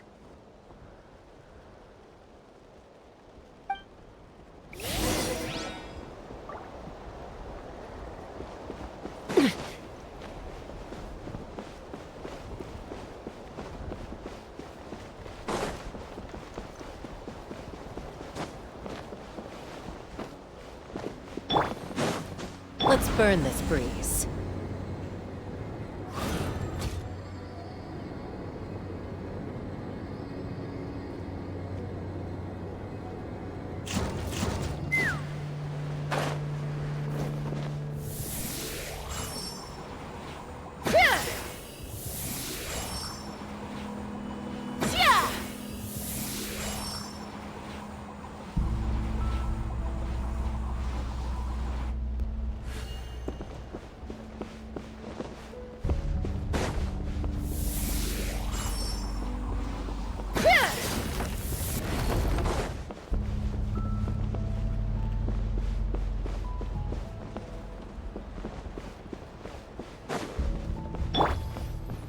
Let's burn this breeze.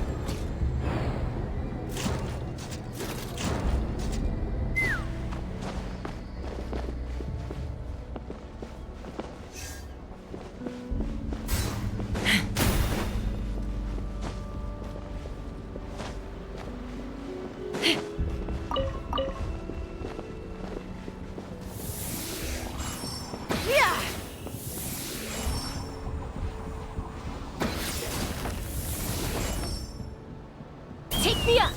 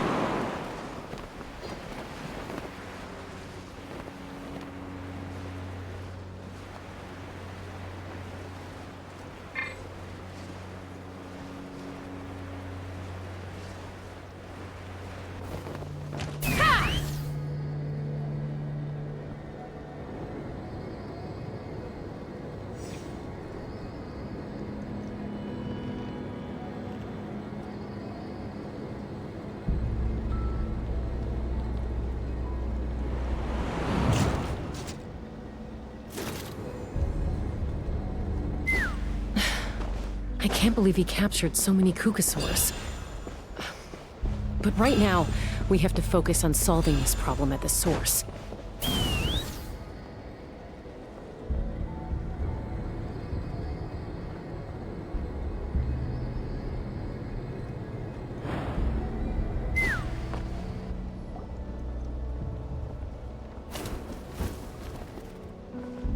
Looks like we've reached the center of the workshop.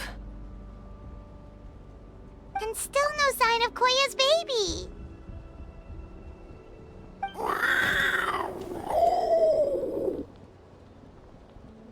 Let's search this area for now. If we still can't find Chime, we'll double back.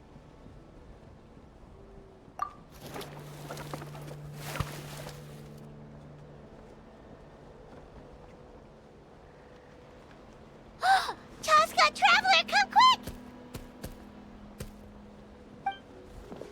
What is it? Did you find Chime? Not yet, but look! It's another one of T'Pol's notebooks! All right.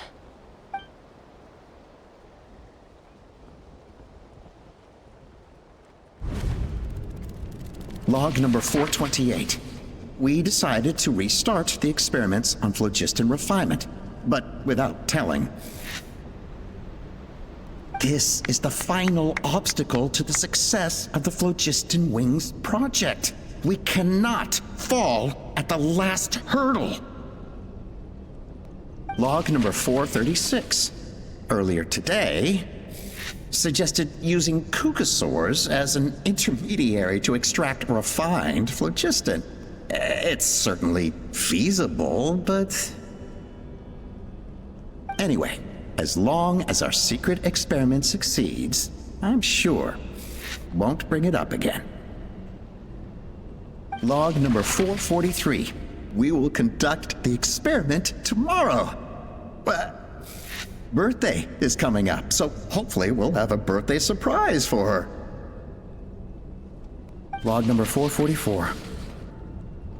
Huh? Why is this log empty? I guess whoever wrote down the log number was prevented from recording the results.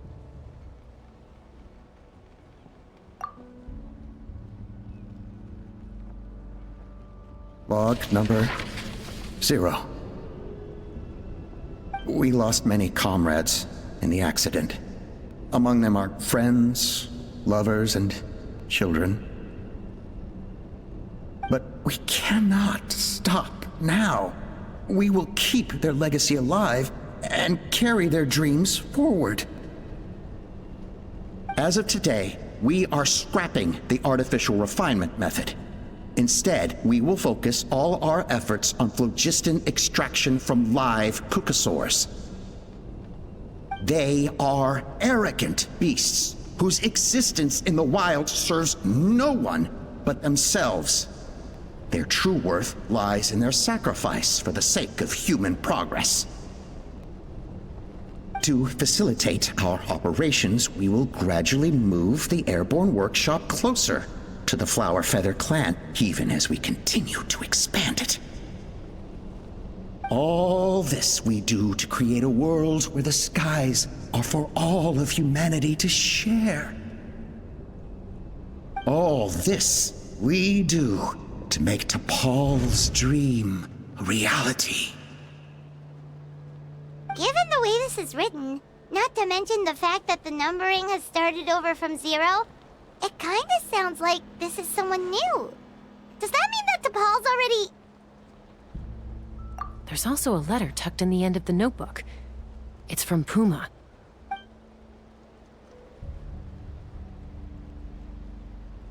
T'Pol, I don't know where you are right now, so I don't know how to reach you. My best bet is to send this letter to the Flower Feather clan. Your father is gravely ill. Oh, I know we've had our differences in the past, but he is still your father. Won't you come and visit him? Please. I know you never liked him and cared even less for me. All you ever yearned for is the sky. And your birth mother. But we'll still be waiting here for you if you do come back. This may be the last chance you'll get to see your father. So Puma's not T'Pol's real mom? Huh. Well, she did say he never called her mom, but I'm gonna assume she was just venting. We know that T'Pol's father passed away quite recently, and this letter looks recent. By contrast, the writing in this notebook is old and faded. It looks like the real reason T'Pol didn't attend his father's funeral is because he'd long since passed away himself. If we ask ourselves why this letter was sent to the Flowerfeather clan, why T'Pol always yearned for the sky, and how he got his hands on a relic from the Cinder City, it all points to one answer. That's right. T'Pol was my child. He was born during my days as a wingless wanderer. His birth gave me new hope. I wanted to become the kind of mother who spent her days as a valiant rider, soaring the skies. Not an aimless, wingless nobody. But his father wanted to settle down, to give his child a safe, sheltered life in his tribe. We fought about it constantly, until the love we once had for each other was gone. He started a new family, with another traveler who was also looking to return home. And I went back to the Flowerfeather clan, alone. Alba? I had no idea that despite being raised among the children of echoes, my child still harbored dreams of the skies. Can you imagine, Chaska? The joy and surprise I felt when he showed up at my door, asking to join the flying trials. Or how proud I was when he said he wanted to prove his own worth, rather than relying on my position as elder.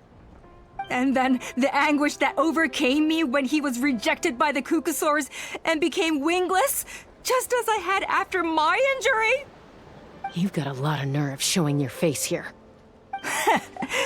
Don't take this the wrong way, Chaska. I'm not here for a fight. I just want to talk. Isn't that your preferred way to resolve things? I trust you've learned of T'Pol's wish on your way here. A world where the skies are for all of humanity to share. If only his dream can be realized, no one will ever have to lose their wings again. Our aerial prowess will be greater than ever before. War will never again come at such a great cost. The loss of Koichi is a tragedy that need never be repeated. So tell me, Chaska, do you really wish to see the phlogiston wings forever grounded and gathering dust? Nothing you've said excuses all the conflict you've caused. You mean the argument back at the tribe? It was a necessary measure. Sometimes this is the only way to accelerate the pace of progress.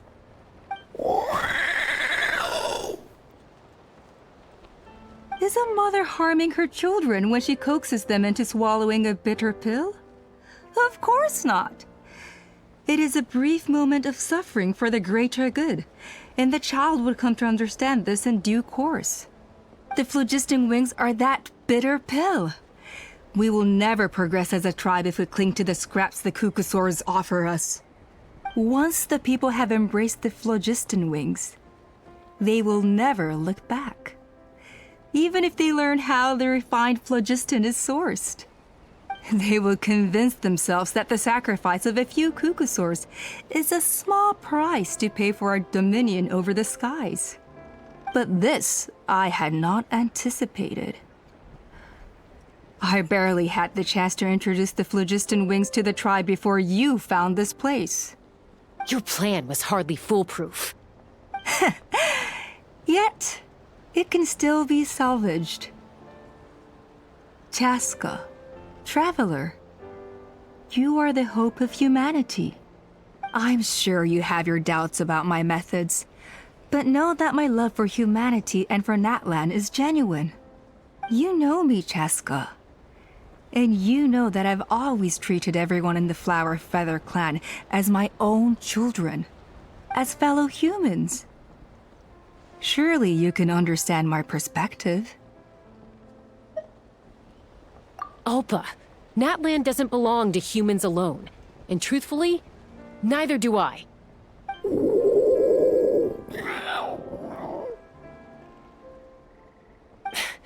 How many times has the Abyss invaded Natlan now? And yet despite how much stronger it is than us, Natlan still stands as a nation of humans and Saurians. Peace imposed by force will crumble in a matter of days, because social bonds are what hold a civilization together. Weren't you the one that taught me that? And yet you would break the bond we share with our Saurian companions to take more power for ourselves? That's as stupid as hacking your own arm off to use it as a club. They are wild beasts, driven purely by instinct. How could they possibly understand human social bonds? Ugh, how did someone like her ever become a writer? Ha! You overestimate them. They bow to the strong and shun the weak. That's all there is to it. They never gave Tepal a second glance when he was at his lowest, nor me when I returned injured from the Cinder City. It's all about survival of the fittest for them. Plain and simple. They obeyed me once I proved myself stronger than them, but the moment it serves them better, they'll abandon me in a heartbeat. You're wrong, Alpa. They only reject the wingless because they don't want to fly anyone to their death. Chaska, I will promise you this. Only the unruliest wild cucosaurs will be used for phlogiston extraction. The ones who have nothing else to offer to humanity. Well, that's too bad, because I know a few unruly wild cucosaurs who don't think that idea is gonna fly. Namely my mom, my sister, and me. And the others?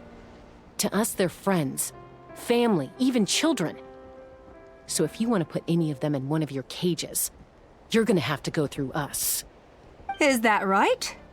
I knew you might be difficult to convince. Maybe this will change your mind.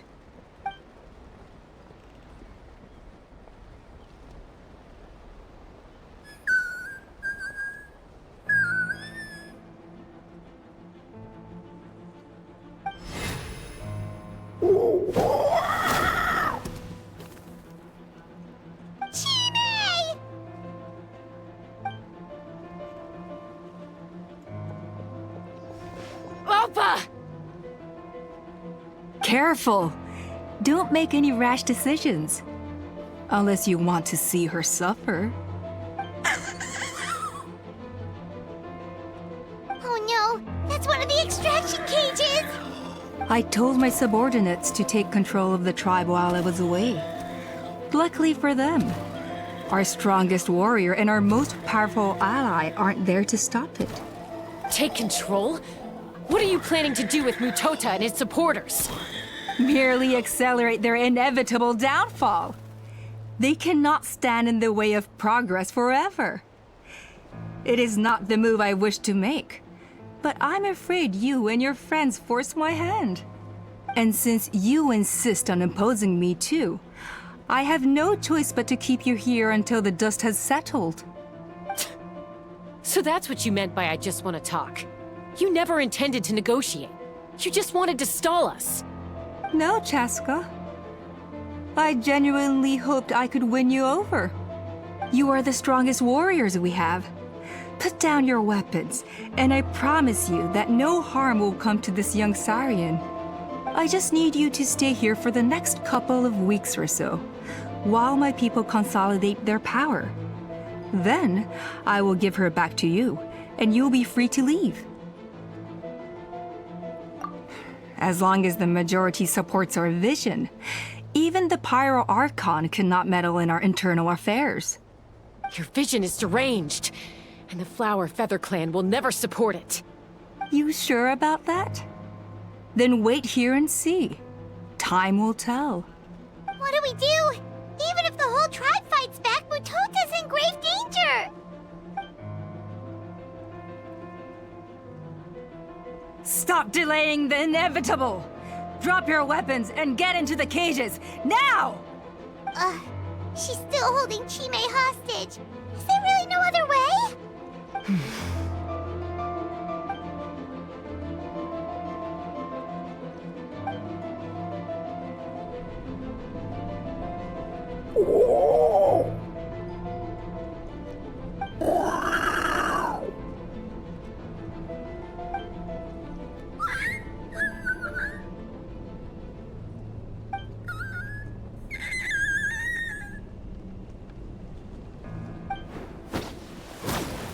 Koya? Huh? What are you yapping about? Stand down. Drop your weapons, now! This instant! Ah! Ah! No! The relic!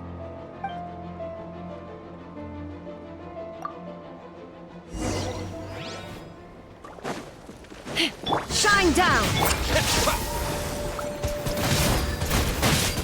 Go! Wipe out! Yeah! Yeah! There is no escape! Let's try. Give up, all. Hey, something's up with this relic!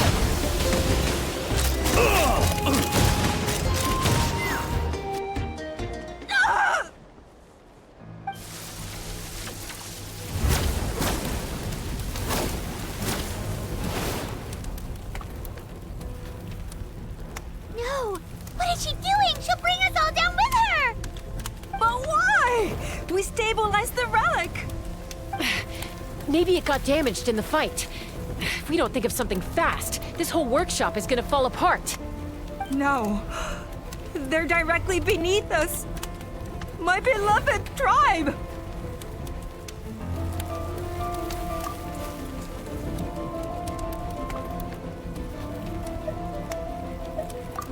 Okay,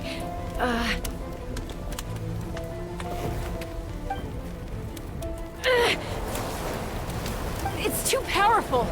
This ain't a toy like last time. I don't think I can just throw it aside. But we need to get it far away before it explodes. Then the tribe will be safe, and so will this workshop. Koya, remember when we were kids? Come on, let's take this thing high up into the sky.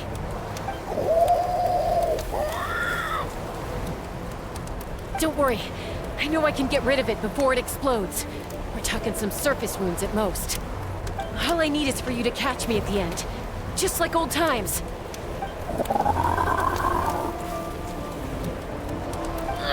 I can't hold it back anymore. We have to go. Don't be insane! Alpa! What are you... You're a fool, Chaska! Why would you choose such a risky solution? We cannot entrust the safety of our tribe to this wild Saurian! I'm the fool. You really think you can stand a better chance than me? Sure, it may be asking too much for an ex-wingless to escape the blast radius in time. But I can fly it a safe distance away, even if it's the last thing I do.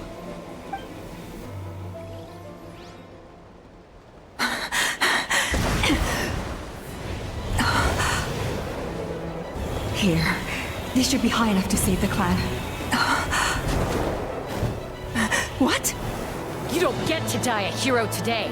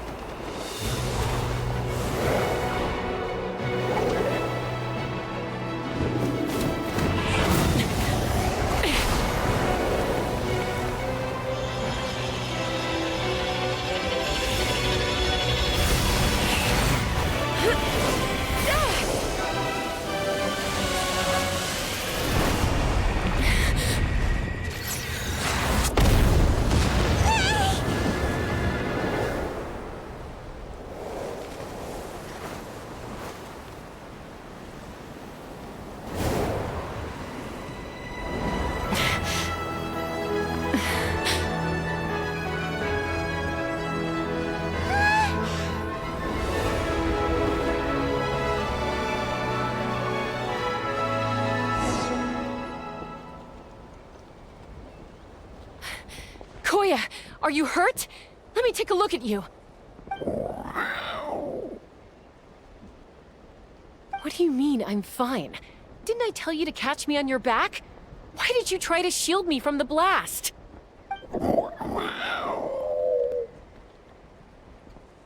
Accident? Yeah, right. Seriously, you're as stubborn as ever. Chaska! Koya! How are things looking here?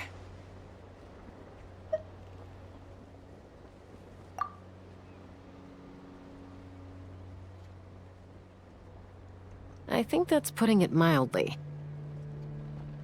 I owe you one. Again.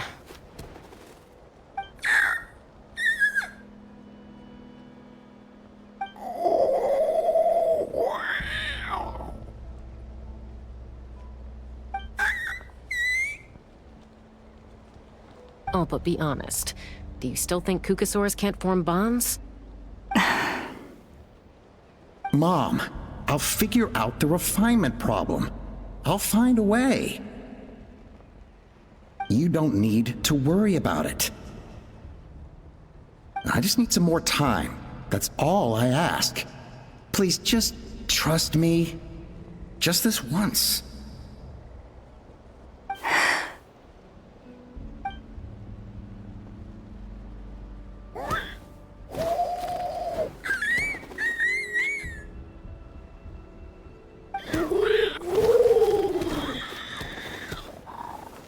The Flower Feather Clan yield to the strong. And it's up to the winners to define what strength means. So it looks like it's my turn to yield.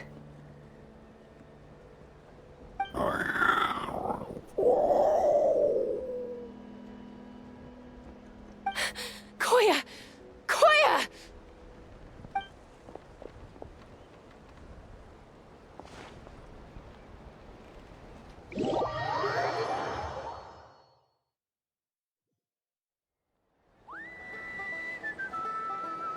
So, you're absolutely sure it's not because of the explosion?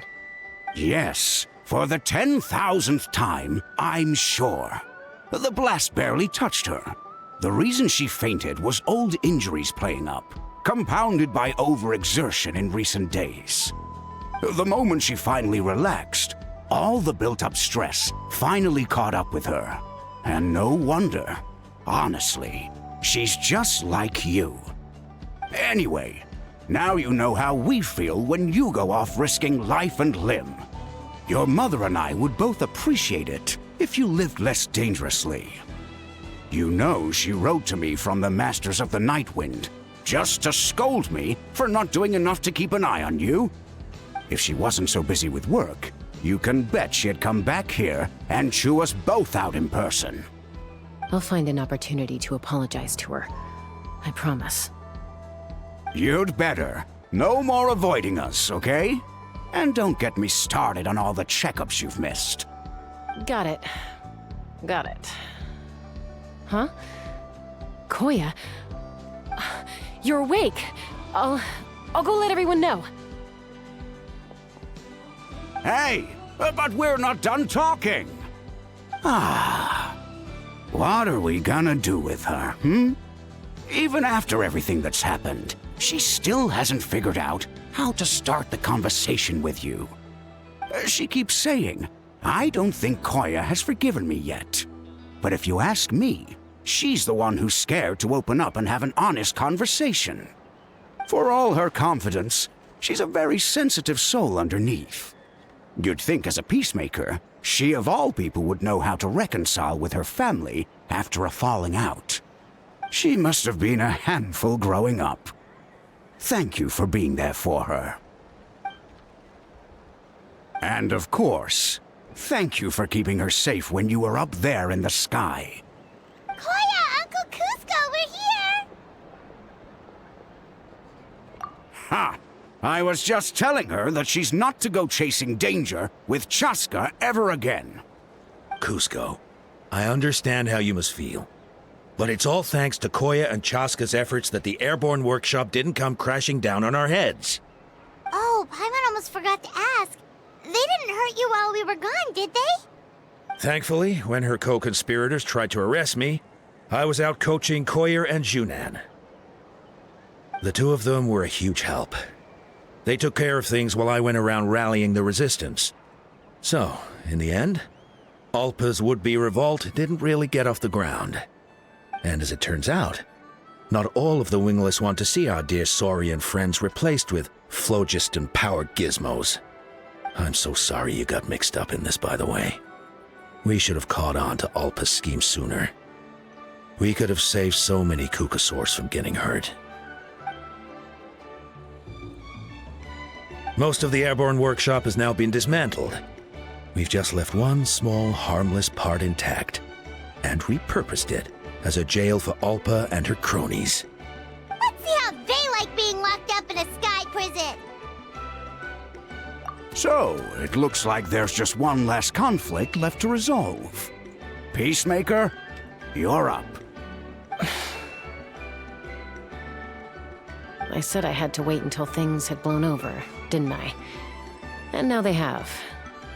But I still have no idea what to say. Koya, I just want to say, I'm sorry for how things went down back then.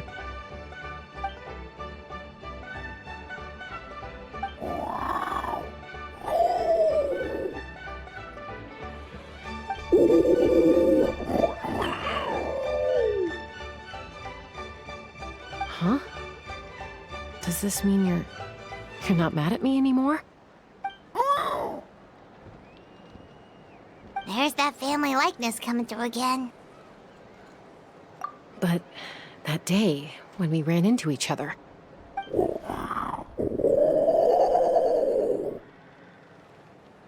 Huh? So then, when did you finally make your peace with it?